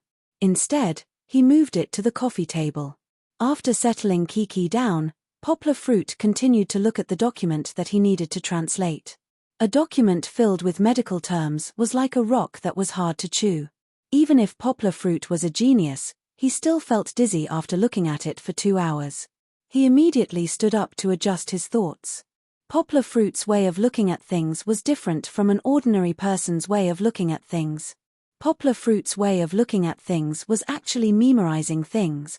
Memorizing 40 to 50,000 words in 2 hours was a huge amount of information. Humans were not computers, so it was naturally difficult for them to handle. He walked to the balcony and looked out at the night sky. In the distance, the neon lights of the high-rise buildings flickered, and the roads and viaducts that extended in all directions were brightly lit. Looking from afar, the bustling pedestrians gathered from every corner of the city that was not at night, forming a dark river that flowed in all directions. Poplar Fruit suddenly had a desire to listen to music. He took out his phone and wanted to play his favorite songs like before. However, when he took it out, he was stunned. This was no longer the same phone as before. The functional phone in front of him did not even have the ability to play music. After getting used to using Boss Chow's smartphone, Poplar Fruit looked down on functional phones. It was too awkward to use. I might as well buy a new phone. It's not like I don't have money. After making up his mind, Poplar Fruit went back to the computer, opened the shopping website, and picked up the phone. Now that Nokia's Symbian operating system had gradually lost its former glory, Poplar Fruit felt that this old phone company was going downhill. Since that was the case, he was not willing to buy another sunset phone. Samsung was very powerful. Its flagship Android phones were very beautiful, but they were expensive and did not have high specs. China's HTC phones also looked good. Although the HTC operating system had just abandoned Microsoft's WM operating system and hooked up with Google, the HTC operating system is very optimized for Android, and its phone's exterior looks are all the rage for a while. However, Poplar Fruit had tried Android in the past and felt that it was not easy to use. Although it was an open-source operating system and the interface could be customized, it was still not as good as Apple's. Although Poplar Fruit was not a loyal fan of Apple's mobile phone and iOS operating system, he admired Steve Jobs very much. This man had gone through ups and downs. From being forced out of the company he had founded to being invited back by 8 people, he had completed a mythical reversal. Then, under the leadership of Chow Yifan, Apple had become the world's largest company by market value. Apple, which he had led, had almost changed the way people communicated, entertained, and lived in the early 21st century. Despite his great reputation, he was still a man with a strong will. That was not right. However, Chow Yifan was seriously ill. After suffering from cancer, he had lost a lot of weight. Yet, he still insisted on working. Supporting his products was also supporting Chow Yifan. After thinking so much, Poplar Fruit could finally open Apple's official website with a clear conscience. He stared blankly at the large picture of the iPhone 4 on the homepage and its advertising slogan, "Once again, change everything." It was said that looking back would be like a dream. Once again, would there be a miracle? Poplar Fruit stared at the screen and thought, or rather, sat there in a daze. Even if it was not the same one as before, would he still want to buy it? No, I'm just here to buy a phone. Poplar Fruit warned himself not to think too much. Indeed, even if he did not have those memories, Poplar Fruit would still choose the iPhone 4. Because it was simply too outstanding. The glass panel was black and clear, and the stainless steel frame was only 9 mm thick. 3 mm thick. And it weighed only 137 g. HD display technology and screen, superior processor performance, the camera technology that led all mobile phones, and Apple's system that had always been good for user experience. Poplar Fruit had fallen deeply in love with the iPhone 4 since Chow Yifan had released it last year. Then let's buy it. Although it would cost 5,000 yuan, Poplar Fruit was not short of money now. After choosing the black 16GB iPhone 4, Poplar Fruit thought for a moment and picked out a beautiful speaker from the store. It could be played through the iPhone's Bluetooth or directly plugged into the speaker. Also, Apple's music playback had always been good. Poplar Fruit planned to use it to play some music for Kiki. When he placed the order, the official website asked if he wanted a free laser engraving service. Poplar Fruit thought about it and accepted. But what should he engrave? Poplar Fruit fell into deep thought. Poplar Fruit could not think of any good ideas. He shook his head. Forget it, why bother? He typed La Memoire in the input box and continued to place the order. He filled in the address, paid, and closed the web page.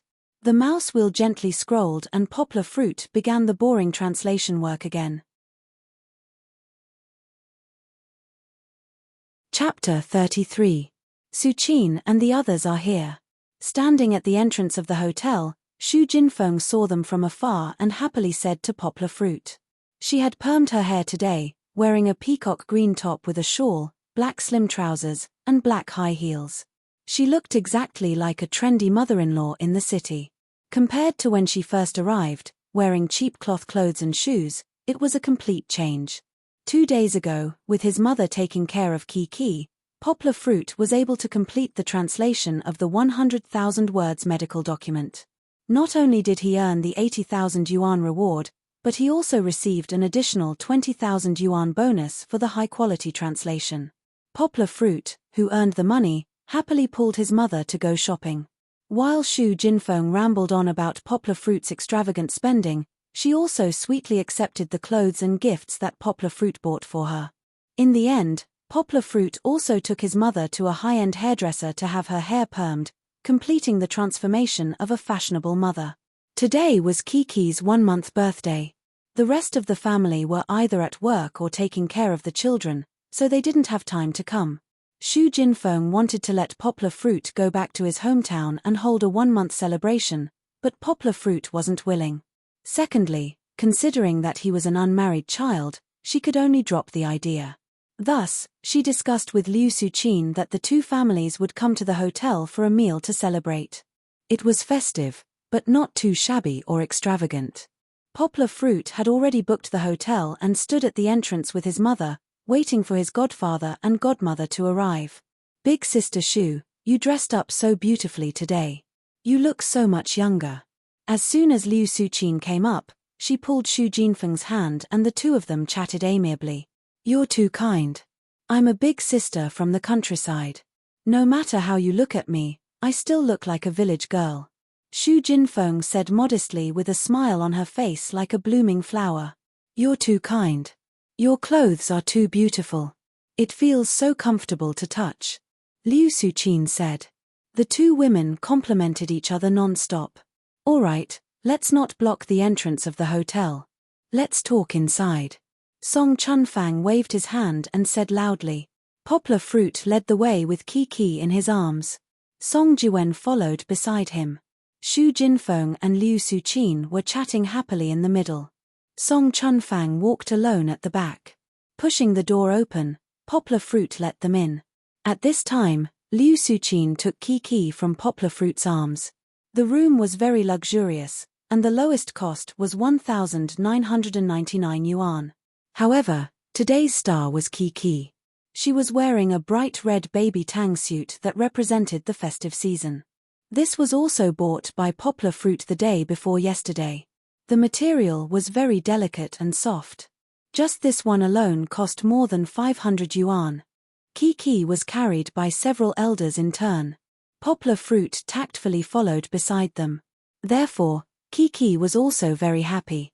Her big bright eyes looked at the people who were carrying her. Her little tongue was pressed against her lower lip, half in and half out. She was very happy.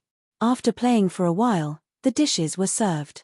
Poplar Fruit took Kiki and carried her in the baby stroller beside him. Through the adjustment, Kiki could see the table and everyone. They were not in a hurry to pick up the food. Everyone clinked glasses together to celebrate Kiki's first month of happiness, who was sitting in the baby stroller in a daze. When Kiki saw that everyone was suddenly looking at her, she was so happy that she waved her little hands, as if to express her gratitude and happiness.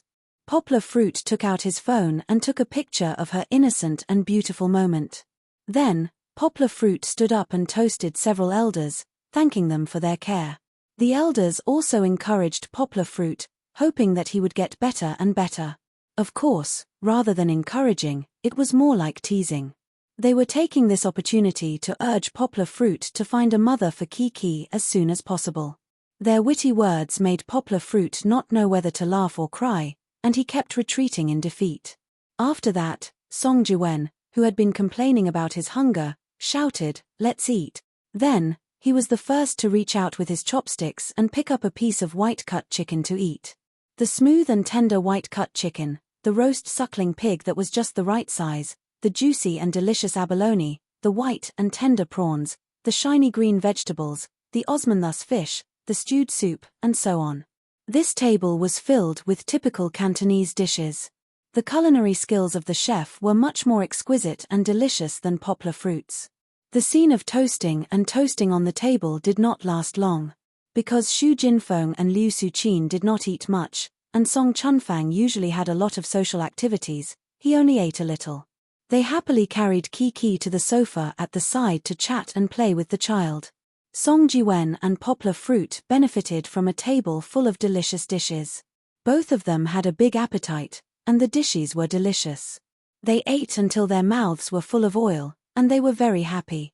Song Jiwen swallowed a piece of roast suckling pig, pushed Poplar Fruit's arm, and whispered, "Larogua." Poplar Fruit turned to look at him in confusion while eating. "I'm going to move out," Song Jiwen said. He had this idea for a long time. Although the house at home was big, he had been thinking about renting a house himself. "Have you thought about it?" Poplar Fruit asked. "Well, that's right." Song Jiwen looked up at Liu Suqin and whispered, "It's too inconvenient at home. Sometimes, I can't even bring my girlfriend home." Indeed, with his parents at home, it would be too strange to bring a woman home. Moreover, Song Jiwen was a playboy. He did not have a girlfriend with the intention of getting married at all. "Have you talked to Godmother?" Poplar Fruit asked. "Of course not. Why would I talk to you in such a low voice if I did?" Song Jiwen said, "Accompany me to look at a house next weekend. I plan to act first and report later. When the time comes, help me put in a good word." Poplar Fruit nodded and said, "Okay, no problem." He was not worried that Song Jiwen would not have the money to rent a house. This guy's monthly salary was close to 10,000 yuan, and the benefits of being a civil servant were good. Renting a house, even a good one, was like floating from the sky. It was not a problem. "What are you talking about?" Song Chunfang felt bored among the women, so he sat back at the big table and asked with a smile. "Nothing much. We just talked about work." Song Jiwen quickly made up a story. "You two are not in the same line of work. How can you talk about work?" Song Chunfang laughed. Poplar Fruit smiled and said, "Mosquito is telling me interesting things about his work." "You are playing at work," Song Chunfang criticized Song Jiwen. "Look at Poplar Fruit. He can earn 100,000 yuan at home." Poplar Fruit did not know whether to laugh or cry. Xu Jinfeng must have told Liu Suqin the gossip, and then he became a typical example of educating the child. "I am different from Laro Guo. I am in politics. How can I be measured by how much money I earn?" Song Jiwen muttered. "I am not talking about money. I am talking about the line of work you have to love. You have to do things seriously and be down to earth." Song Chunfang used this opportunity to educate his son. Poplar Fruit looked at the side and found it funny. In fact, Song Jiwen was indeed a talent in politics. Don't be fooled by his usual sloppy appearance. When he came to work, it was as if he had changed into a different person. The way he did things was very reassuring. Moreover, he was slick and had a glib tongue. In just a year, he had become the favorite of his unit supervisor. However, Song Jiwen's slickness was a little frivolous in Song Chunfang's eyes. Song Chunfang had been in politics for decades. He understood that if he really wanted to climb up, it was not enough to learn how to be slick. His own ability still had to keep up. In the end, it was not enough to know how to do things. The key was to be able to do things. Song Chunfang had always been supportive of Song Jiwen hanging out with Poplar Fruit. It was also because he saw that Poplar Fruit dared to take on responsibilities and had a down-to-earth personality. After all, words could not compare to personal teaching. He hoped that Song Jiwen could be subtly influenced by Poplar Fruit and gradually become mature from immature. As they talked, the topic slowly shifted from Song Jiwen to Poplar Fruit. Song Chunfang turned his head and looked at Poplar Fruit. He asked pleasantly, "Poplar Fruit, do you have any plans for yourself now?" "What plans do I need? Being a translator is so profitable. Can't I just continue doing it?" Song Jiwen said. He picked up a piece of fish and put it in his mouth and chewed with relish. "Eat your food and don't interrupt. It's not good to stay where you are and not look forward. Poplar Fruit, although you are making a lot of money now, you have to understand that money is not everything in life. A person should have a goal to fight for. Do you have any ideas for your own future?" Song Chunfang asked. Poplar Fruit was just about to say that he wanted to raise Kiki well. Song Chunfang waved his hand to stop him. Don't talk to me about children. Besides Kiki, do you have any long-term goals? Poplar Fruit was stunned. He really had not thought about this question. This month, Kiki's existence made him almost forget the world outside his home. He was completely immersed in his warm and happy little home. He felt sad when Kiki cried, and happy when Kiki laughed. He even felt that Kiki was his whole world. If he had any wish, it would be that Kiki could grow up healthily and happily. Song Chunfang saw Poplar Fruit's confusion. It was exactly as he had guessed. He smiled and said, "You don't have to rush to answer me. Think about it yourself. Before you had Kiki, what did you wish for? What did you pursue in life? Then think about what you want to do now besides children. What else do you want to do? Life is so long. A person always has to have a career that he or she strives for in order to live a fulfilling life." Yes. Song Chunfang's words enlightened young Guo, and she finally came to a realization. Had he given too much of his heart and soul to Chichi? Although he was willing to give up everything for Kiki, was it really a good thing for him and Kiki to lose himself completely? The answer was no. Poplar Fruit believed that if he and Kiki lived in a small enclosed space, where others could not enter and he could not go out, he would definitely not be happy and happy. He had to have a career that he strived for and grow up with Kiki. This kind of growth was healthy and happy. This kind of life would be full of passion and fun. This kind of experience would be precious. Poplar Fruit used to be a person with great ambitions. He had once dreamed of being a knowledgeable and eclectic teacher. He wanted to be able to throw away his books and speak eloquently on the podium. The students below the podium would be intoxicated by his words, and they would also be in awe of him. He also dreamed of being a food traveler. He wanted to travel to the most beautiful and interesting places in the world and eat the most delicious and unique delicacies in the world. But he was not as smart as he was now. When he was in college, he and Song Jiwen were at the bottom of the class. From time to time, they would fail a makeup exam. Poplar Fruit, who was hit hard, gradually became realistic. He gradually hid those unrealistic dreams deep in his heart. But it was different now. Poplar Fruit now suddenly realized that he had the foundation to realize his dreams. He had a photographic memory, a wise and far-sighted mind, and a strong and sturdy body. The only thing he lacked was the determination to work hard for his dreams. Poplar Fruit suddenly understood that his desires had not faded because of the passage of time. On the contrary, they were now given a new meaning. Poplar Fruit hoped that on the road to his dreams, he could have Kiki's company and witness. "So, let's fight together."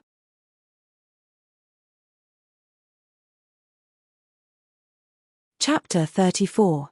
Xu Jinfeng returned home on the second day of Kiki's 1-month birthday. The old lady was also worried about the old man taking care of the child alone. Of course, to be exact, she was worried about the old man taking care of the child alone. Poplar Fruit's father was much worse than Poplar Fruit. The old man was 56 years old this year and was good at farm work. However, in Xu Jinfeng's words, he was an old man who didn't even know how to cook, let alone take care of a child. Therefore, when she saw that her son's life was orderly, Xu Jinfeng was relieved and didn't stay any longer. After his mother returned home, Poplar Fruit and Kiki's life returned to normal. From now on, Yang Guo would rarely accept super urgent quests that required 100,000 words per week. After all, those quests required a lot of time to complete. As Poplar Fruit, he worked tirelessly day and night. He translated for more than 10 hours a day and even used his personal time. Now, he only worked 6 hours a day and translated around 5,000 words. The unit price wasn't too high. Usually, it was 400 to 500 yuan per 1,000 words. However, he could save time to accompany Kiki and study. Kiki was 1 month old now and he couldn't keep her at home all the time. Poplar Fruit would take her out for a walk every day. In the morning, after Poplar Fruit fed her milk, he would take her to the small park to enjoy the morning sun. After dinner, Poplar Fruit would take her to the pedestrian streets like Shangxiuju or Beijing Road to see the bustling night scene of Yangcheng and go shopping. Poplar Fruit realized that Kiki especially liked to go outside. Whether it was looking at the flowers in the morning or the lights at night, she enjoyed it. Poplar Fruit now gave himself time to study other than work. The first language he learned was French. Although he learned it in university for a period of time, he just muddled through it. He didn't know who had told him that French was a romantic language, but he didn't think so at all. Just the conjugation of verbs was a pain in the neck. A few years had passed, and what he had learned at that time had been handed back to his teacher. Picking up his old French book again, Poplar Fruit memorized words at night and struggled to understand grammar. In the morning, he followed the tape and read the text. French is not easy to learn. First of all, its phonetic symbols were very magical. Its uvular sounds were easy to learn, a bit like the prelude to coughing. However, when some notes encountered different notes, they would produce different sounds. This was only the sound of a single note. If there was a special combination, there would be consecutive recitations or concatenations. Secondly, the verb changes. The person, singular, plural, and tense would cause the verb to change. Often, a verb could have more than 10 forms, which meant that there would be more than 10 different ways of writing and pronouncing. Moreover, their changes were not very regular. Flipping open the conjugation table at the back of the dictionary, there were more than 10 pages of different types of conjugation. Not only that, but it was also categorized as masculine. Therefore, even though the French dictionary was not as thick as the English dictionary, if all the conjugation was included, the English dictionary was really nothing.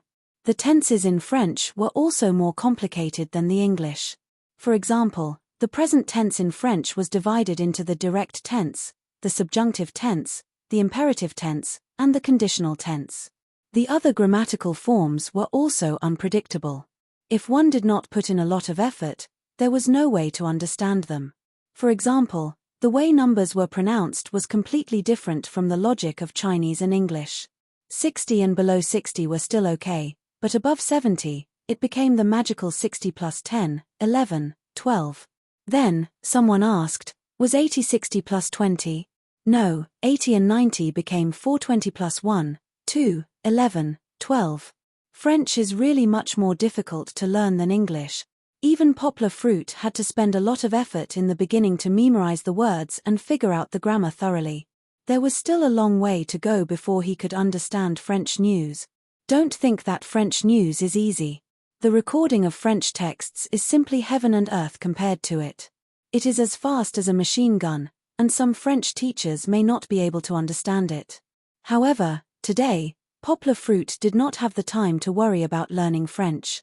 When he was feeding Kiki at night, Poplar Fruit found that Kiki seemed to have teeth. Just as Poplar Fruit was about to pick up the empty milk bottle, in the gap between the pacifier and Kiki's mouth, Poplar Fruit seemed to catch a glimpse of a white tooth.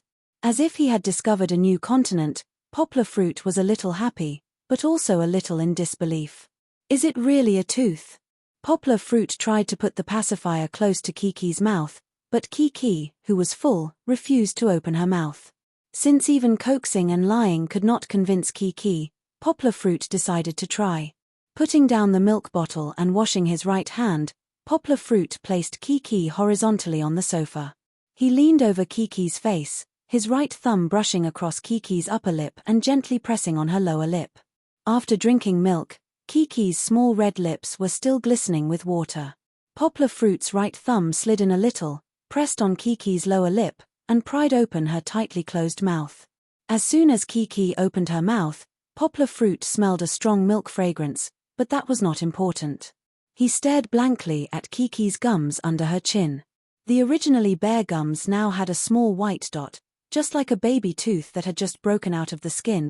Poplar Fruit's right index finger reached in and gently touched the small white dot, which looked a little hard.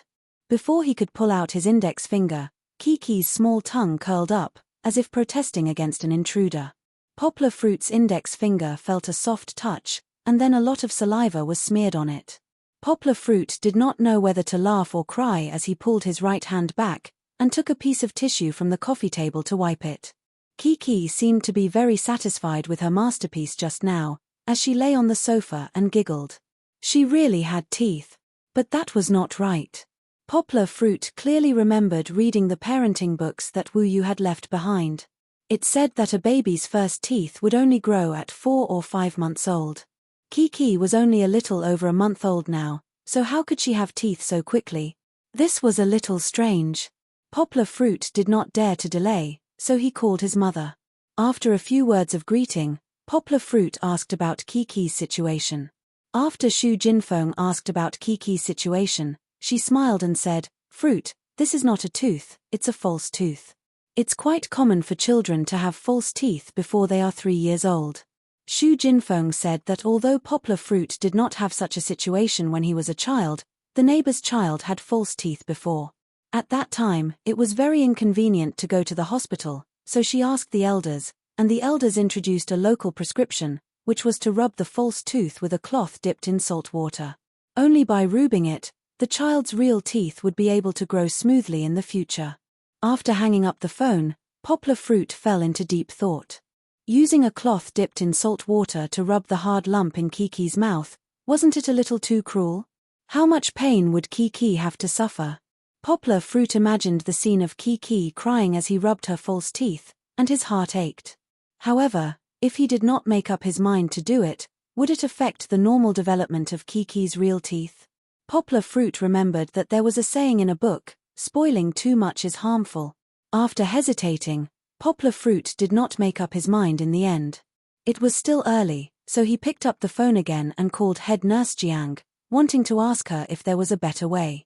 "Auntie Jiang? I'm Poplar Fruit. Yes, I'm not disturbing you, am I? I have a question to ask you." Over the phone, Poplar Fruit told head nurse Jiang about Kiki's situation, and then told her about Xu Jinfeng's treatment suggestion. Unexpectedly, Poplar Fruit was reprimanded by head nurse Jiang, saying that he was superstitious, did not believe in science, and only believed in rumors. It turned out that Kiki's white, grain-like thing was medically called epithelial beads, also known as horse teeth. It was true that it was not a real tooth, but most babies would go through this stage. It was actually formed by the accumulation of epithelial cells, so it was not a disease at all, and had no effect on the normal development of the child's teeth. As for the horse teeth, Poplar Fruit could choose to ignore them, because they would naturally fall off after a few months. On the contrary, as the folk superstition said, not only would it not be beneficial to use a needle or something to rub it, but it could also hurt the child's oral skin, and there was a risk of bacterial infection or even a serious disease. Although he was sweating profusely from head nurse Jiang's scolding, Poplar Fruit still felt very lucky.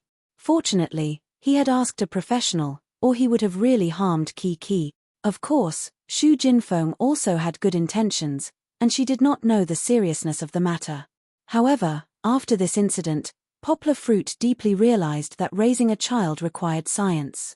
He could not blindly do it himself, and he could not be superstitious about traditional methods.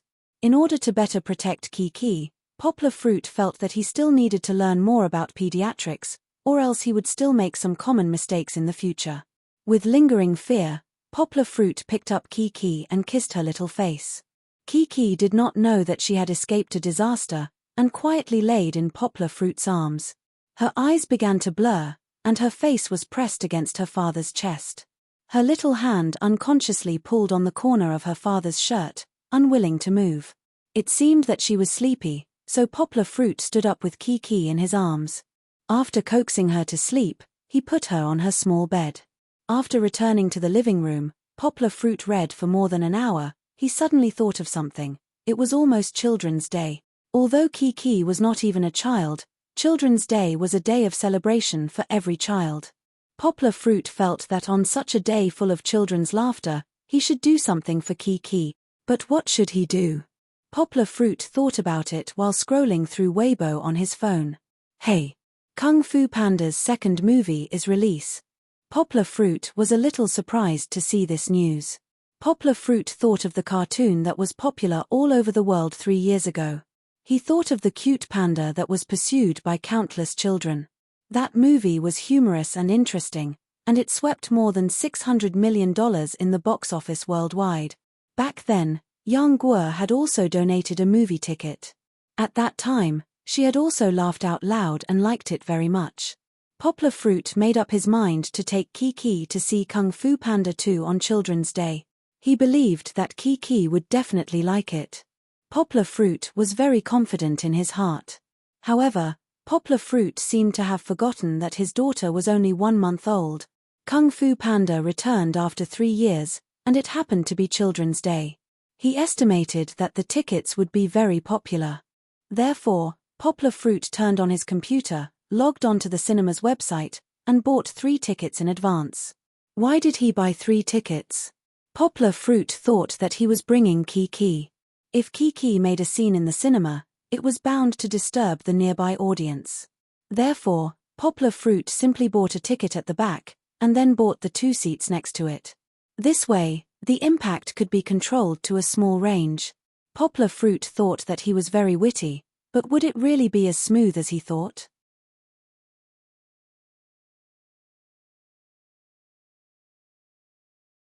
Chapter 35.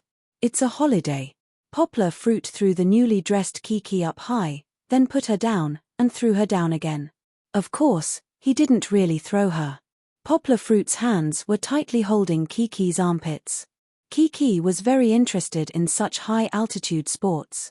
She shouted happily, her voice intermittently, and when Poplar Fruit put her down, she even tried to grab his hair. After tying the straps, Kiki sat steadily on her father's chest.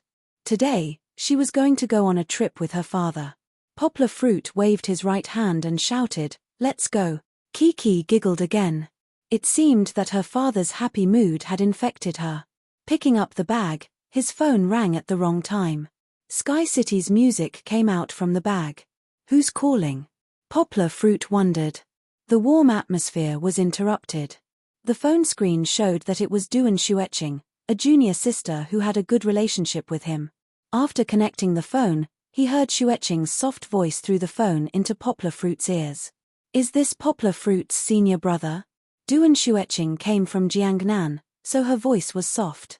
Poplar Fruit froze for a moment. He hadn't seen her for a few months, and this junior sister had become so reserved. He smiled and said, "It's me, Xueqing. Didn't I tell you to just call me Brother Yang?" Brother Yang. Is there anything you need help with today? I'm going to take my graduation photos in a few days. I want to invite Brother Yang back to school to take them together. I don't know if you're free on the 11th. Duan Xueqing asked carefully. Graduation photos? Sure. I'm always free, haha. Poplar Fruit laughed heartily. Really? That's great. That's great. Duan Xueqing exclaimed in a low voice. Duan Xueqing didn't hear the latter half of her words clearly, as if she had covered her mouth. I didn't expect it to be so fast. Xueqing, you're about to graduate. Poplar Fruit sighed. The scene of him welcoming the new arrivals at the train station surfaced in his mind. The slender figure struggling to drag a large suitcase was still so clear. At that time, she was wearing a lavender cap. Her long hair reached her waist, and her clothes were whiter than snow. When she raised her head, she was bright and beautiful in the sunless waiting room. Yeah. After so many years, she still hadn't changed. Her voice was still so soft and ethereal. When Poplar Fruit graduated and left school, she still had long hair that reached her waist and wore plain clothes. How's your job search going? Poplar Fruit remembered that when they chatted last year, Duan Xueqing had said that she did not want to continue her studies, nor did she want to go abroad. She wanted to step into society as soon as possible. Yes, I passed the civil servant exam in Guangdong province. Poplar Fruit slapped his head. Why were there so many people passing the civil servant exam? It was as if they had passed the exam easily. Poplar Fruit had taken the exam before he graduated last year as well, but the result was terrible. He didn't even pass the written exam. Congratulations, haha. You'll have an iron rice bowl from now on.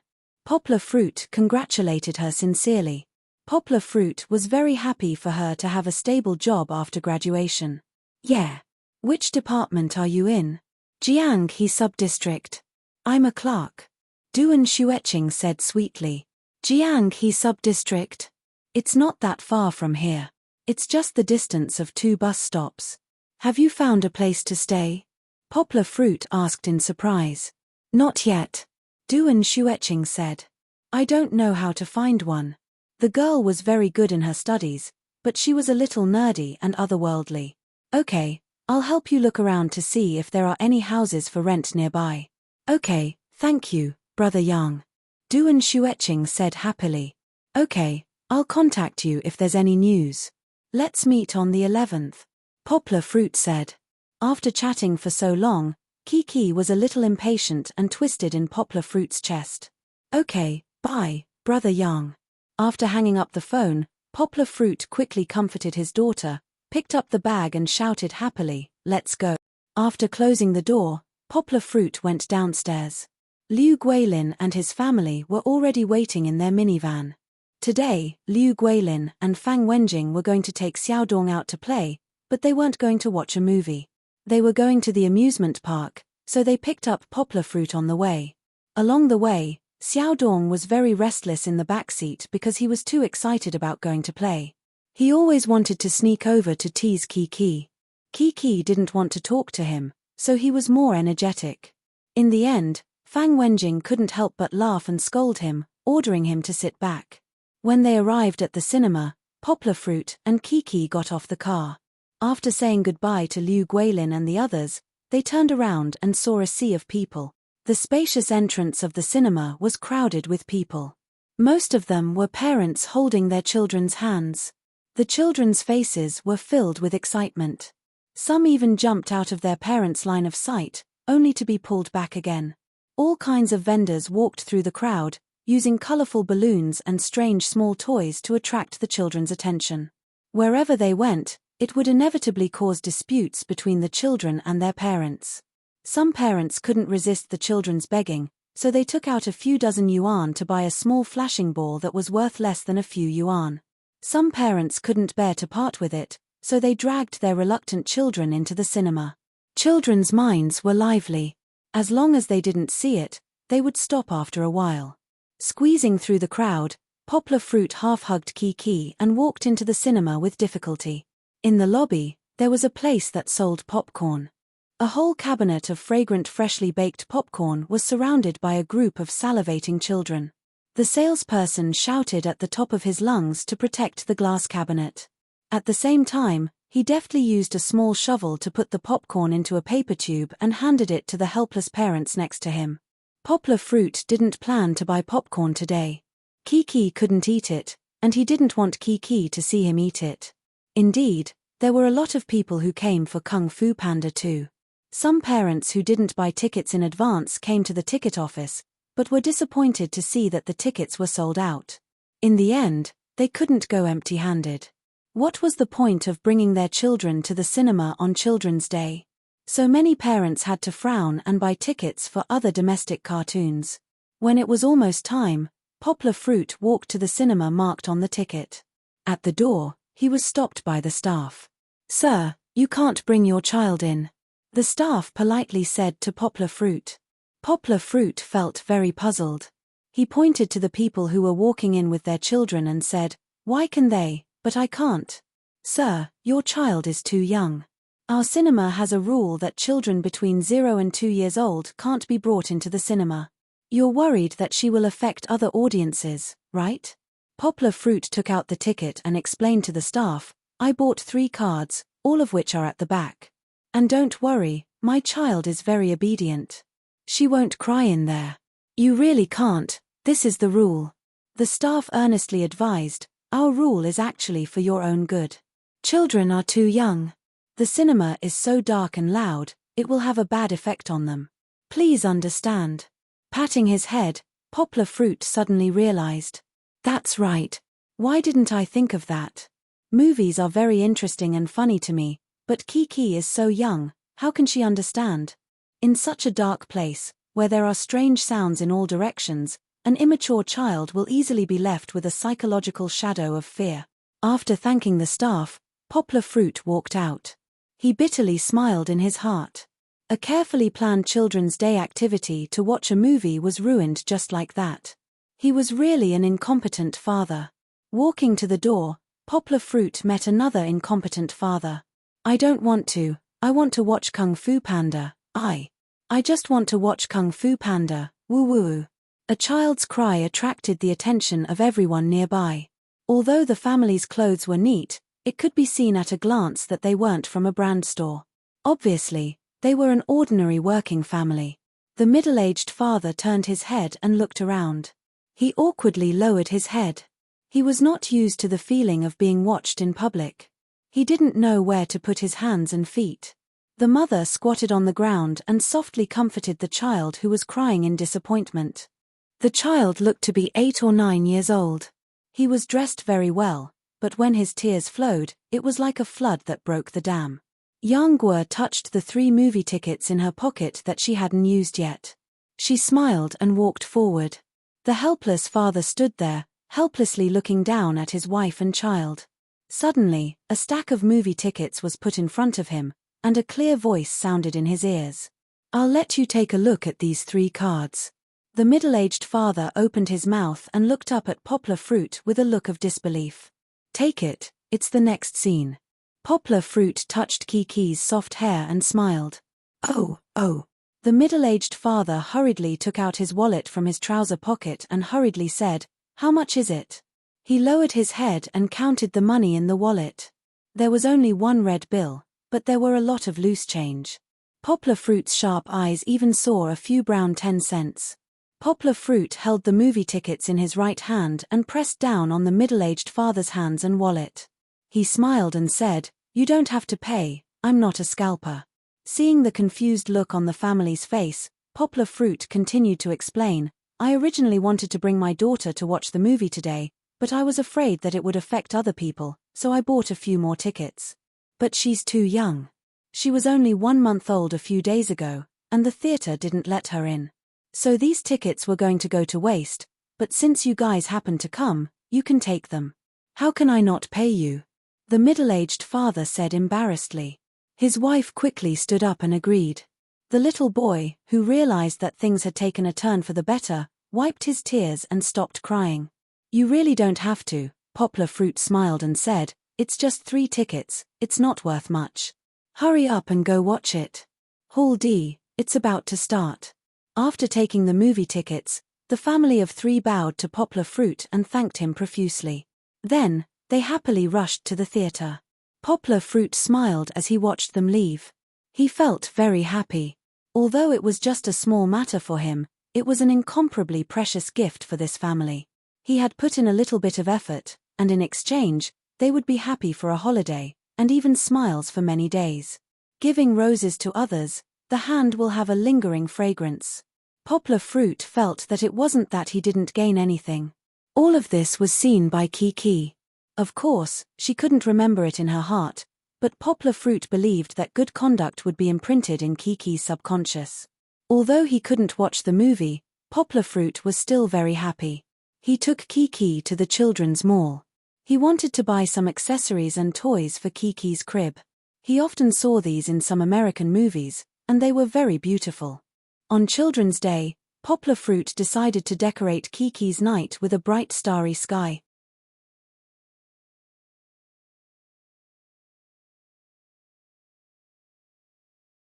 Chapter 36. As soon as he got into the taxi, Poplar Fruit began to feel conflicted. Today, Song Jiwen asked him to go with him to look at houses. This was mentioned during Kiki's 1-month birthday. Poplar Fruit readily agreed. However, after carrying Kiki out of the door, Poplar Fruit remembered that he neglected one thing: 2 grown men carrying a baby girl to look at houses together. What was this? Even if they were not looking at houses, what would others think if they went out with such a combination? China was not as open as the United States. Poplar Fruit remembered a funny video that he had seen in the United States before.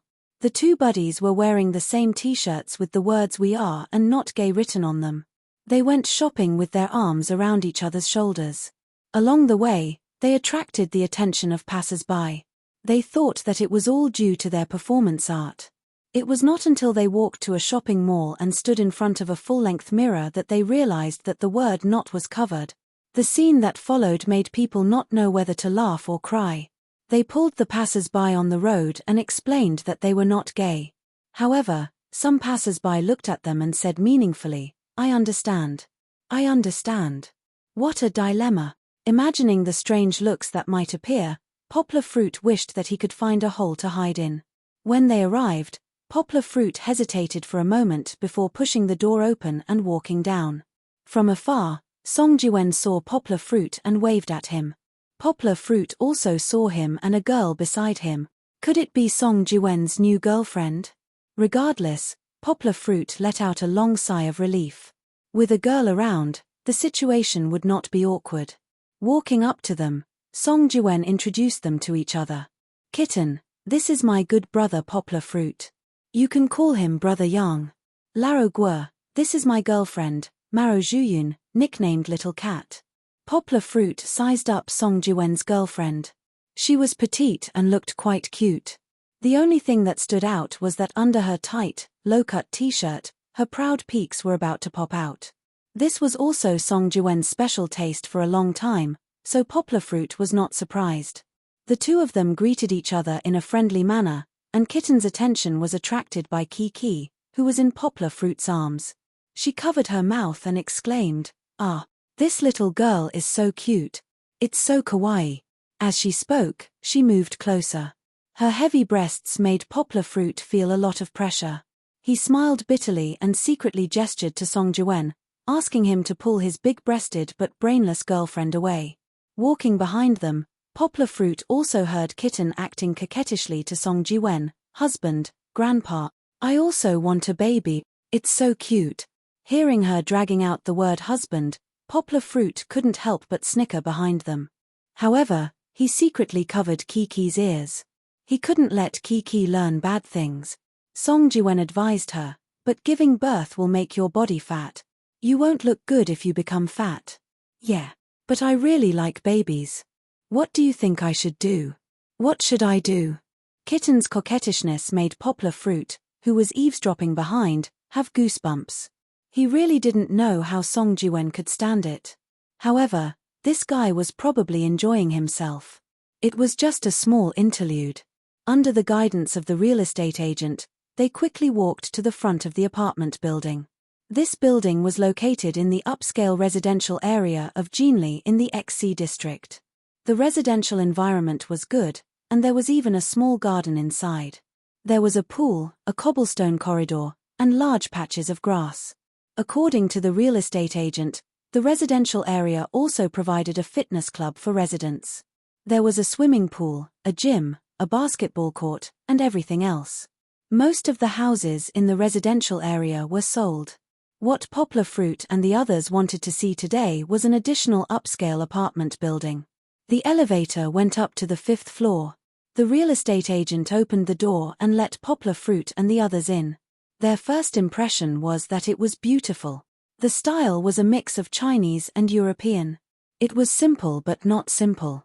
The fruit green wallpaper, the long white TV cabinet, the white fabric combination sofa, and the floor-to-ceiling windows made the living room particularly spacious and bright. Walking from the floor-to-ceiling windows to the balcony, they could see the lush green plants in the residential area. The dining room and the living room were connected. The independent kitchen was equipped with a refrigerator that opened from top to bottom, but it didn't seem crowded.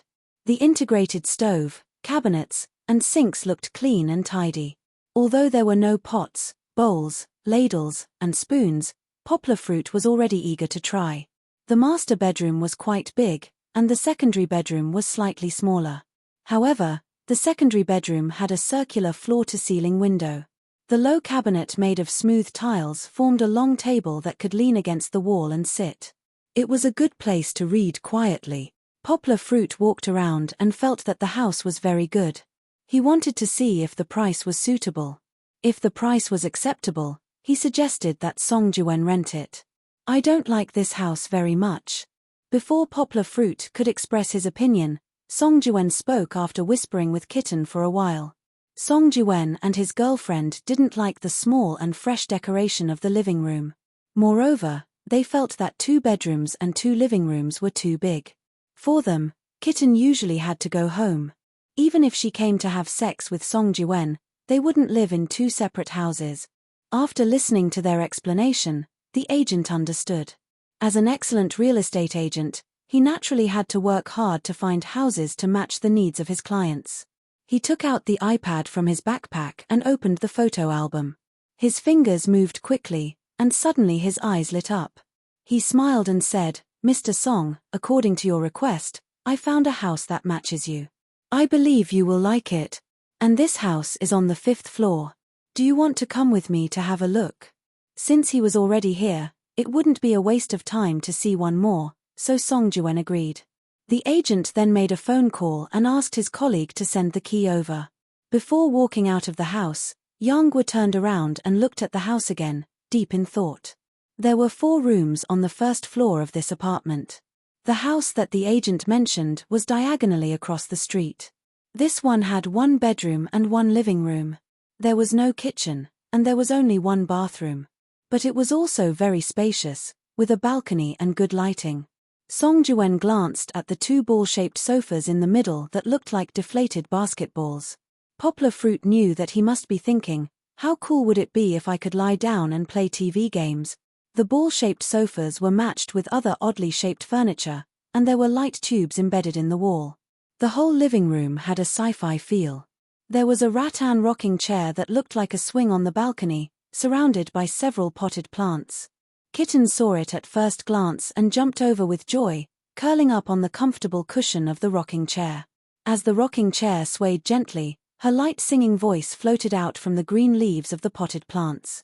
"The most romantic thing I can think of is to grow old with you slowly, collecting bits and pieces of laughter along the way, and sitting in the rocking chair and talking slowly in the future."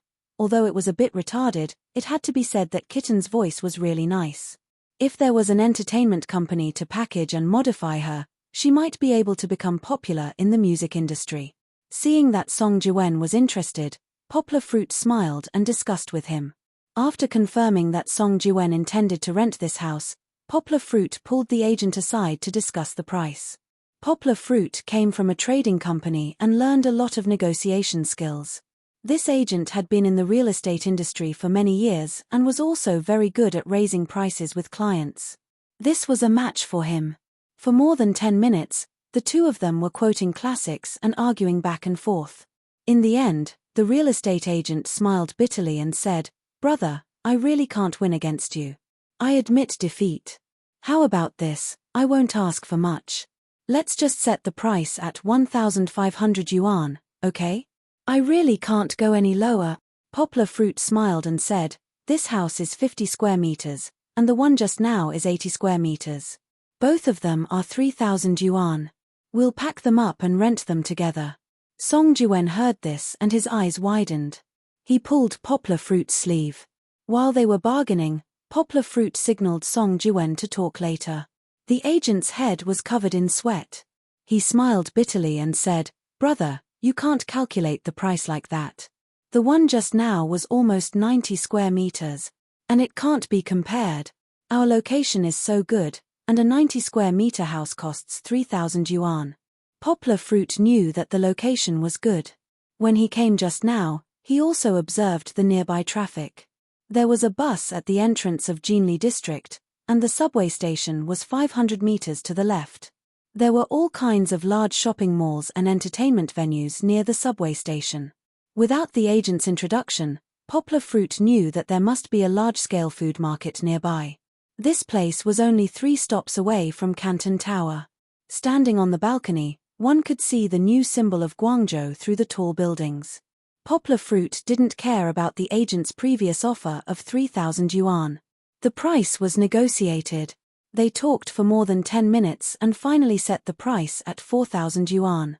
Song Jiwen's house was 1,400 yuan a month, and the one just now was 2,600 yuan a month. Poplar Fruit also asked the agent to waive the property management fees for 3 months. This price was very good. One must know that the 2 houses were luxuriously decorated. Apart from the appliances, all the other furniture was available. Moreover, they were in such a location. Poplar Fruit really made a profit.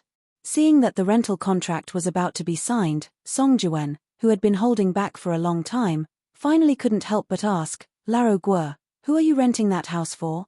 Poplar Fruit smiled and said, "I'm living alone." "Why? You don't welcome me to live across from you?" Why wouldn't you be welcome? I couldn't ask for more.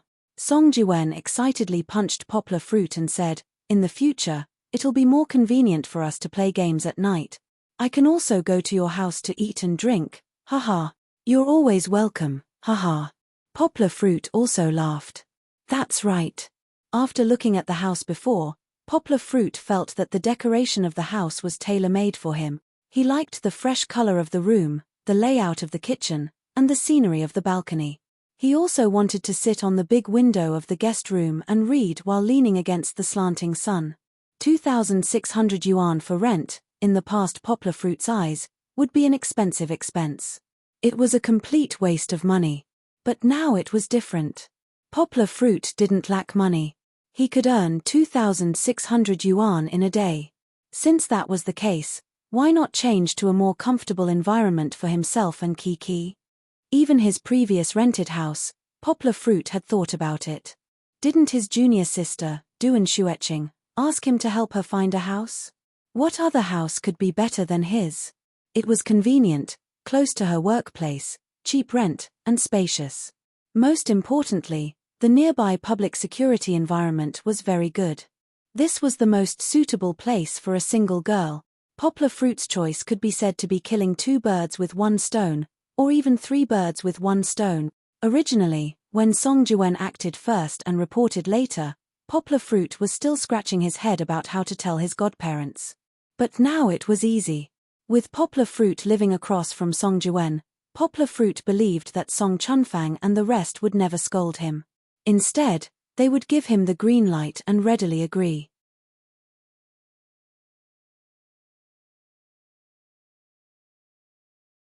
Chapter 37. After leaving the foreign trade company, Poplar Fruit thought that he would never have to see Brian again, but the world was so small. Walking out of Jinli community, Poplar Fruit was waiting at the bus stop with Kiki in his arms. Without waiting for a taxi, a black Toyota slowly drove over and stopped in front of Poplar Fruit. While Yang Guo was wondering, the car window rolled down, and that familiar face that deserved a beating popped out. Yo! Isn't this Poplar Fruit? Brian said vaguely with a cigarette in his mouth. Yang Guo glanced at him and couldn't be bothered with him. What? No food after resigning? Where did you kidnap a child and come to this rich man's place to beg? The more Brian spoke, the more excited he became.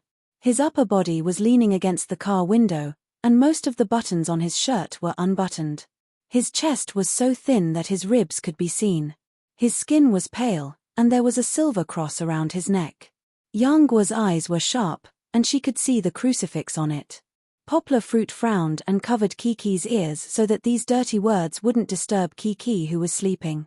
I'm telling you, if you go against me, you won't have a good time.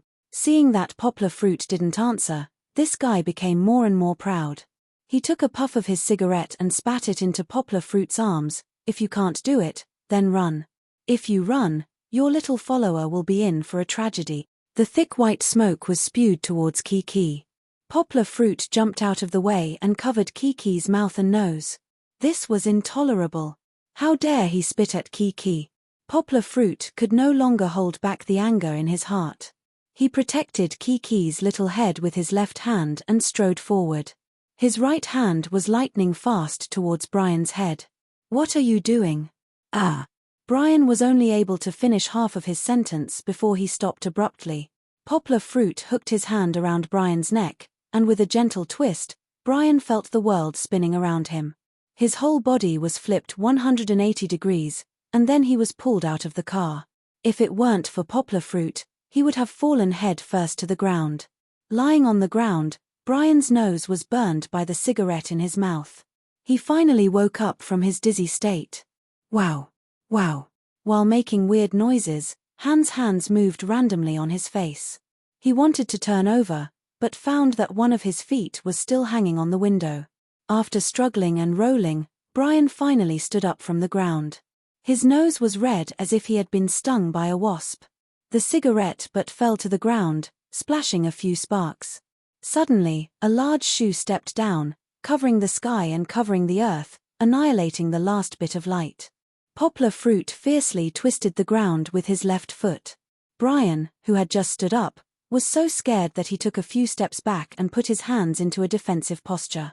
Laughing, Poplar Fruit did not make any further moves. "You damn beggar, believe it or not, I can call someone to arrest you and take you to the police station any minute," Brian cursed. Poplar Fruit rolled his eyes.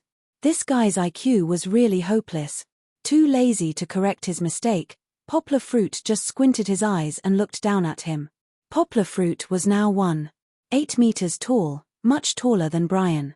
Seeing that Poplar Fruit was indifferent, and that there was a child lying in Poplar Fruit's arms, Brian encouraged himself in his heart, "It's okay, I just didn't pay attention and fell into his trap. He's just a student, how could he beat me? Fuck, how dare you hit me?" Brian's heart was filled with anger, and he fiercely threw a punch at Poplar Fruit. His punch was a street punk's move, Black Tiger heart gouging. Although it was gouging the heart gouging, there was a child lying in Poplar Fruit's chest, but Brian did not care and threw a punch without mercy. Poplar Fruit was even angrier. This guy in front of him was getting more and more out of hand. Was he not afraid of hurting the child? Poplar Fruit made up his mind that today, he must let this guy have a taste of his own medicine. Protecting Kiki, Poplar Fruit spun his feet and dodged Brian's punch. Brian did not know how to hold back when punching, so he put all his strength into it. After missing the punch, he staggered a few steps forward, feeling a little depressed in his chest. Poplar Fruit put his right hand on Brian's fist, and then his right foot hooked Brian's bearing leg, and Brian's whole body flew into the air. Finally, Poplar Fruit twisted his right hand again, and Brian, who was flying face down, felt the world was spinning again. His whole body turned 180 degrees in the air, and once again looked up at the sky. Before his eyes could focus, he fell heavily to the ground. This fall on his back almost made Brian choke, and it took him a long time to recover. Although his eyes were open, his vision was all white and distorted. His mouth was wide open, and a few painful moans were squeezed out from his throat. At this moment, Brian's mind was blank, and he could only feel the severe pain from every muscle and bone in his body. "Hoo-hoo. Old Gua, what happened?" Song Jiwen, who had just gone to buy water, hurriedly rushed back, and Kitten trotted all the way behind him with water in her arms. She was very tired. Poplar Fruit smiled and said, "Don't worry, it's just a small person." Taking deep breaths, it took Brian a long time to recover from the shock. After standing up, his eyes swept over Poplar Fruit and the others, lingering on Kitten's bulging chest for a long time, and then swept over Poplar Fruit's calm face, and his pupils slightly shrank. "Don't be too arrogant." Brian pointed his finger at Poplar Fruit and shouted, "You wait, I'll ask the city management to take care of you, you damn beggar." "Damn, what are you pointing at?" Song Jiwen wanted to rush up and beat him, but was stopped by Poplar Fruit. Brian was shocked, and he quickly retreated back into the car, leaving a sentence, "You're bullying me with numbers, just you wait." Then he turned the steering wheel and ran away. "What kind of person is this?" Bah. Song Jiwen fiercely spat in the direction of the car, and he turned to look at Poplar Fruit. "Old Gua, are you hurt? I just saw you fight with him." "Haha, how could I be hurt?" Poplar Fruit put his right palm on Song Jiwen's shoulder and laughed, "The one who's hurt is that guy. I've knocked him down twice." "Damn, when did you become so powerful?" Song Jiwen said with a smile, "Do you know that guy? He used to be a colleague in the company, a rich second generation, but he's a fake. He's just a villain, don't mention him." Poplar Fruit shook his head and said, "Okay, if you have any problems, just let me know. I have childhood friends in the police station." Song Jiwen knew that Poplar Fruit always had a good idea, so he didn't ask any more questions. Finally, they stopped a taxi to go home, but Brian still didn't show up. Poplar Fruit knew that this guy was just pretending to be arrogant. He came from the countryside and relied on his uncle's relationship with the company's big boss to act like a tyrant in the company. Outside, he only knew a few bad friends, but to call a team of city management officers or a few police officers, he really wasn't qualified. However, when he got home, Poplar Fruit thought about a sentence that Brian said. "If you run away, your little follower will be in for a tragedy." When Brian said this, his voice was proud. How could Poplar Fruit forget? In the company, the only person who could be called by Brian as his little follower was Liu Jingyi. Could it be that he made things difficult for Jingy? Poplar Fruit put the sleeping Kiki on the crib and covered the mosquito net. Picking up the phone and looking at the time, it wasn't lunchtime yet. Poplar Fruit pressed Liu Jingy's number. The phone was quickly connected. "Hello, is this Brother Yang?" Jingy's sweet voice came from the phone, and her tone was full of surprise. "Ian, it's me." Poplar Fruit smiled. "Brother Yang, how are you now? Are you okay?" Liu Jingy asked nervously. "I'm good. I eat and drink well, and I have my own time. I also earn a lot of money as a translator." Ian, that's good." After a few words of greeting, Poplar Fruit began to ask, "How are you doing in the company now?" "Ian, it's okay," Liu Jingy said with some hesitation. "Is it really okay?" Poplar Fruit didn't believe it. He then asked, "Your internship is almost over. How's the promotion process going?" "Ian, this still needs to wait for a while." Liu Jingy's voice was a little low. Sure enough, Poplar Fruit guessed right. Brian must have stopped her in the promotion process. The company's practice was to sign a formal contract more than half a month in advance if the performance was good. "What did I tell you when I left? What did you want to tell me? You're still hiding it. Did Brian make things difficult for you?" Poplar Fruit frowned and said, Ian. Liu Jingy began to cry and couldn't speak clearly. Was it so serious? Poplar Fruit didn't expect Liu Jingy to cry. He comforted Liu Jingy and scolded Brian in his heart. While Liu Jingy was sobbing, Poplar Fruit intermittently asked about the cause and effect of the matter. It turned out that after Poplar Fruit's resignation, Brian targeted Liu Jingy, who was gentle and weak, and treated her as Poplar Fruit's confidant.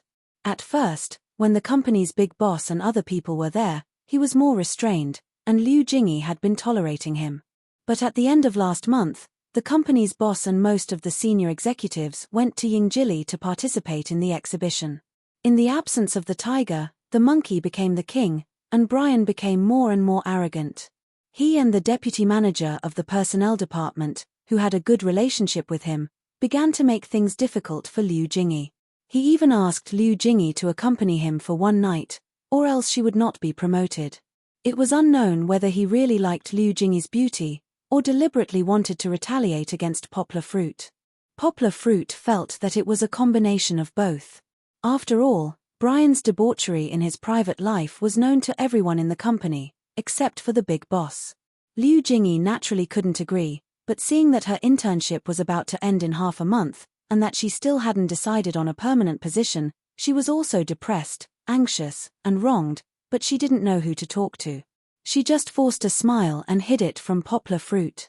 Now that it was exposed by Poplar Fruit, the long-suppressed grievances in her heart poured out like water from a broken dam. Comforting Liu Jingy with good words, Poplar Fruit was also secretly thinking about countermeasures. It seemed that he had just let Brian go after throwing him twice. Poplar Fruit didn't expect that he was not only a villain, but also a dirty, shameless, and lustful villain. If Poplar Fruit knew about this, beating him into a panda would be a light punishment, but beating him wouldn't solve the problem. There was no way to let Liu Jingy continue to stay in the company if he beat him up. And if he hurt him, he might have to pay for it. To beat a snake, you have to hit where it hurts. To deal with a villain like Brian, you have to make him completely lie down and never rise again. But where was his weak spot? Poplar Fruit laughed in his heart. Brian's weak spot was too obvious. If it weren't for his uncle, he would always be a small gangster in the countryside. If he could make the big boss of the company completely break up with him, he would be cut off all the claws and teeth he could show arrogantly. In the end, he would have to go back to his hometown with his tail between his legs.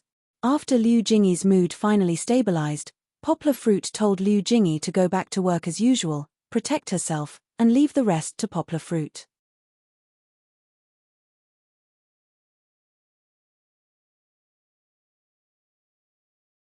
Chapter 38. After careful planning, Poplar Fruit came up with a two-stage plan. Since he wanted to cut the grass, he had to get rid of the roots. He had to completely eliminate all the hidden dangers. Poplar Fruit not only wanted Brian to be unable to harass Liu Jingy, But he also planned to secretly knock Brian off his pedestal so that he could no longer appear in this city with his head held high. To complete this two-stage plan, he had to find a person. Fat Dragon, Poplar Fruit's good friend in junior high school. His real name was Long O.U. Because of his extraordinary figure, everyone called him Fat Dragon. Fat Dragon stopped going to school after graduating from high school. The reason was, am I the one teaching them or are they the one teaching me? His arrogance was reasonable. He taught himself to program. In junior high school, he made a lot of money by writing game cheats. After high school, because of the country's strong crackdown, he stopped and switched to learning hacking. How strong was he now? Poplar Fruit didn't know, but he knew that in high school, Fat Dragon could easily hack a portal and then seal it as his sky. Poplar Fruit and Fat Dragon's friendship began in the second year of junior high school. One time, they changed seats. Poplar Fruit and Fat Dragon sat next to each other. At that time, there were often bullies on campus who asked for protection money from students who looked easy to bully.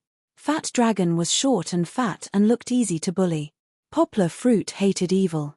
He didn't want his deskmate to be bullied, so he fought with those bullies. Although they lost the battle, Poplar Fruit's desperation scared them. From then on, the two sides didn't interfere with each other.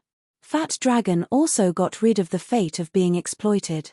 Since that incident, Poplar Fruit and Fat Dragon changed from ordinary classmates to close brothers. After so many years, even if they were not in the same city, Poplar Fruit and Fat Dragon still kept in touch. Every time they went home, Fat Dragon would drive Poplar Fruit out to play. One more person had to be mentioned, Poplar Fruit's brother-in-law, Yang Chongguan. Yang Chongguan was Fat Dragon's cousin. In the past, Yang Chongguan sent Fat Dragon to look for Poplar Fruit to play. When he saw Yang Ping, he was shocked. Later, without Poplar Fruit noticing, the two hooked up. Therefore, Fat Dragon and Poplar Fruit could be considered relatives. Just as she dialed Fat Dragon's number, his thick voice came through. Guozi, you're not a good friend. You even gave birth to a daughter, but you didn't tell me. Needless to say, Yang Gua knew that her sister had leaked out Chichi's matter. Haha, you know too? I didn't want my parents to know about this, so I didn't tell anyone. You can't blame me. Poplar Fruit laughed. I don't care, you have to treat me. I want to eat all the seafood in Shui Yifang Hotel. Fat Dragon shouted on the phone. Okay, when I come home, I'll definitely treat you. Poplar Fruit promised. Hey, you're not home? Fat Dragon asked strangely. I thought you came back to play with me, didn't you resign? Why are you staying in Yangcheng? I have something to do even though I resigned. Moreover, Yangcheng is good in all aspects. When my daughter grows up, it'll be convenient for her to go to school. Guozi, you've been imprisoned by your daughter. Fei Long chuckled. TSK, you're talking about me, aren't you the same? The two of them chatted for a while and finally got back to the main topic. Poplar Fruit told him his idea, and Fat Dragon agreed. The two of them discussed on the phone for a long time, refining Poplar Fruit's plan. Poplar Fruit could hear Fat Dragon's excitement on the phone, and he laughed in his heart. In the past 2 years, Fat Dragon became a lot more serious because his family introduced him to a girlfriend. After not doing bad things for so long, it seems like his hands are itching. After hanging up the phone and translating for a while in front of the computer, Kiki woke up. Poplar Fruit happily prepared hot water for her to take a bath. The hair on Chichi's head had grown a little longer, but it was still a little sparse. The color was pale yellow, and the roots were beginning to show signs of turning black. It was estimated that the little girl would soon turn into a black girl. Poplar Fruit didn't plan to cut Kiki's hair yet. Although there was a custom to cut Kiki's hair when she was 2 months old, it was more scientific to do it when she was 2 months old. The child's skin was thin, and her immune system was weak. If he shaved her hair, it would easily hurt her skin and cause a skin infection. After adjusting the water temperature, Poplar Fruit removed all of Kiki's hair. After washing her little face, Poplar Fruit carried her into the water. The clear and warm water in the pink bathtub was just below Kiki's chest. The little yellow duck floating on the water quickly attracted Kiki's attention. Poplar Fruit held one of Kiki's little arms with one hand, and scooped up water to wet her body with the other. Kiki stared at the little yellow duck floating in the water. Her mouth formed an O shape, and her upper lip curled up slightly. It looked so cute. She happily patted the water with her other little hand, wanting to touch the little yellow duck. When Poplar Fruit applied the soap, Kiki raised her head happily, as if saying to her father, "Look, look." When he bathed her, Kiki screamed and laughed. She couldn't stop at all. She couldn't close her mouth and even stuck out her little tongue. A few days ago, because the weather was particularly hot, Kiki's back had a little bit of heat rash. Poplar Fruit immediately became vigilant. Every day when she bathed, he added a little more golden baby water. He also removed the thick quilt from Kiki's bed, leaving only a small blanket to cover her stomach. Usually, after drinking milk, Poplar Fruit would give Kiki a little more water. Now that the heat rash had finally disappeared, Kiki's skin returned to its usual white and smooth state. Bathing in summer was still very comfortable. Kiki played happily in the water, and the little yellow duck was being swam around by her. However, Poplar Fruit wouldn't let her soak in the water for too long. After washing her hair, Poplar Fruit wrapped her in a bath towel and carried her back to the room. The floor was filled with laughter. On the night of May 10th, Poplar Fruit, who was leaning on the sofa armrest and reading, received a call from Duan Shueching. "Brother Yang." Poplar Fruit smiled and said, "Shueching, what's up? I have to take my graduation photos tomorrow." Duan Shueching's voice sounded a little faint, with a hint of resentment. "Brother Yang, you didn't contact me." "Yeah, I remember. I'll go over tomorrow." Poplar Fruit scratched his head and said. He remembered that he said that he would contact her if there was any news about the rental. However, he didn't say that he would contact her before taking his graduation photos. Poplar Fruit originally planned to tell her face to face. "Yeah." Duan Shueching was silent for a while, then said, "Brother Yang, are you coming with Sister Anne?" Hearing this name, Poplar Fruit said after a long time, "No, I broke up with her." The other end of the phone was silent for a while, then said, "Oh, I'm sorry. I shouldn't have mentioned it." Her tone seemed to be a little higher. To break the stiff atmosphere, Poplar Fruit smiled and said, "It's okay, it's okay. It's all in the past. I have to bring a guest with me tomorrow. It's a surprise, haha." "Yeah, I'll wait and see." Duan Shueching smiled gently. Since he had already made the call, Poplar Fruit might as well tell her about the apartment. "Shueching, have you found an apartment yet?" "Not yet. I don't know how to find one." It seemed that the otherworldly Miss Duan still hadn't taken action. Luckily, Poplar Fruit helped her. Otherwise, she would have a headache. "How about you live in my apartment? The one you came to before?" Poplar Fruit smiled. "Ah." Duan Shueching didn't expect Poplar Fruit to say that. She was like a frightened deer, covering her mouth and screaming. "Oh, it's not what you think." Poplar Fruit realized the mistake in his previous sentence and quickly explained, "What I mean is, I'm going to rent another apartment, and then I'll transfer my current apartment to you.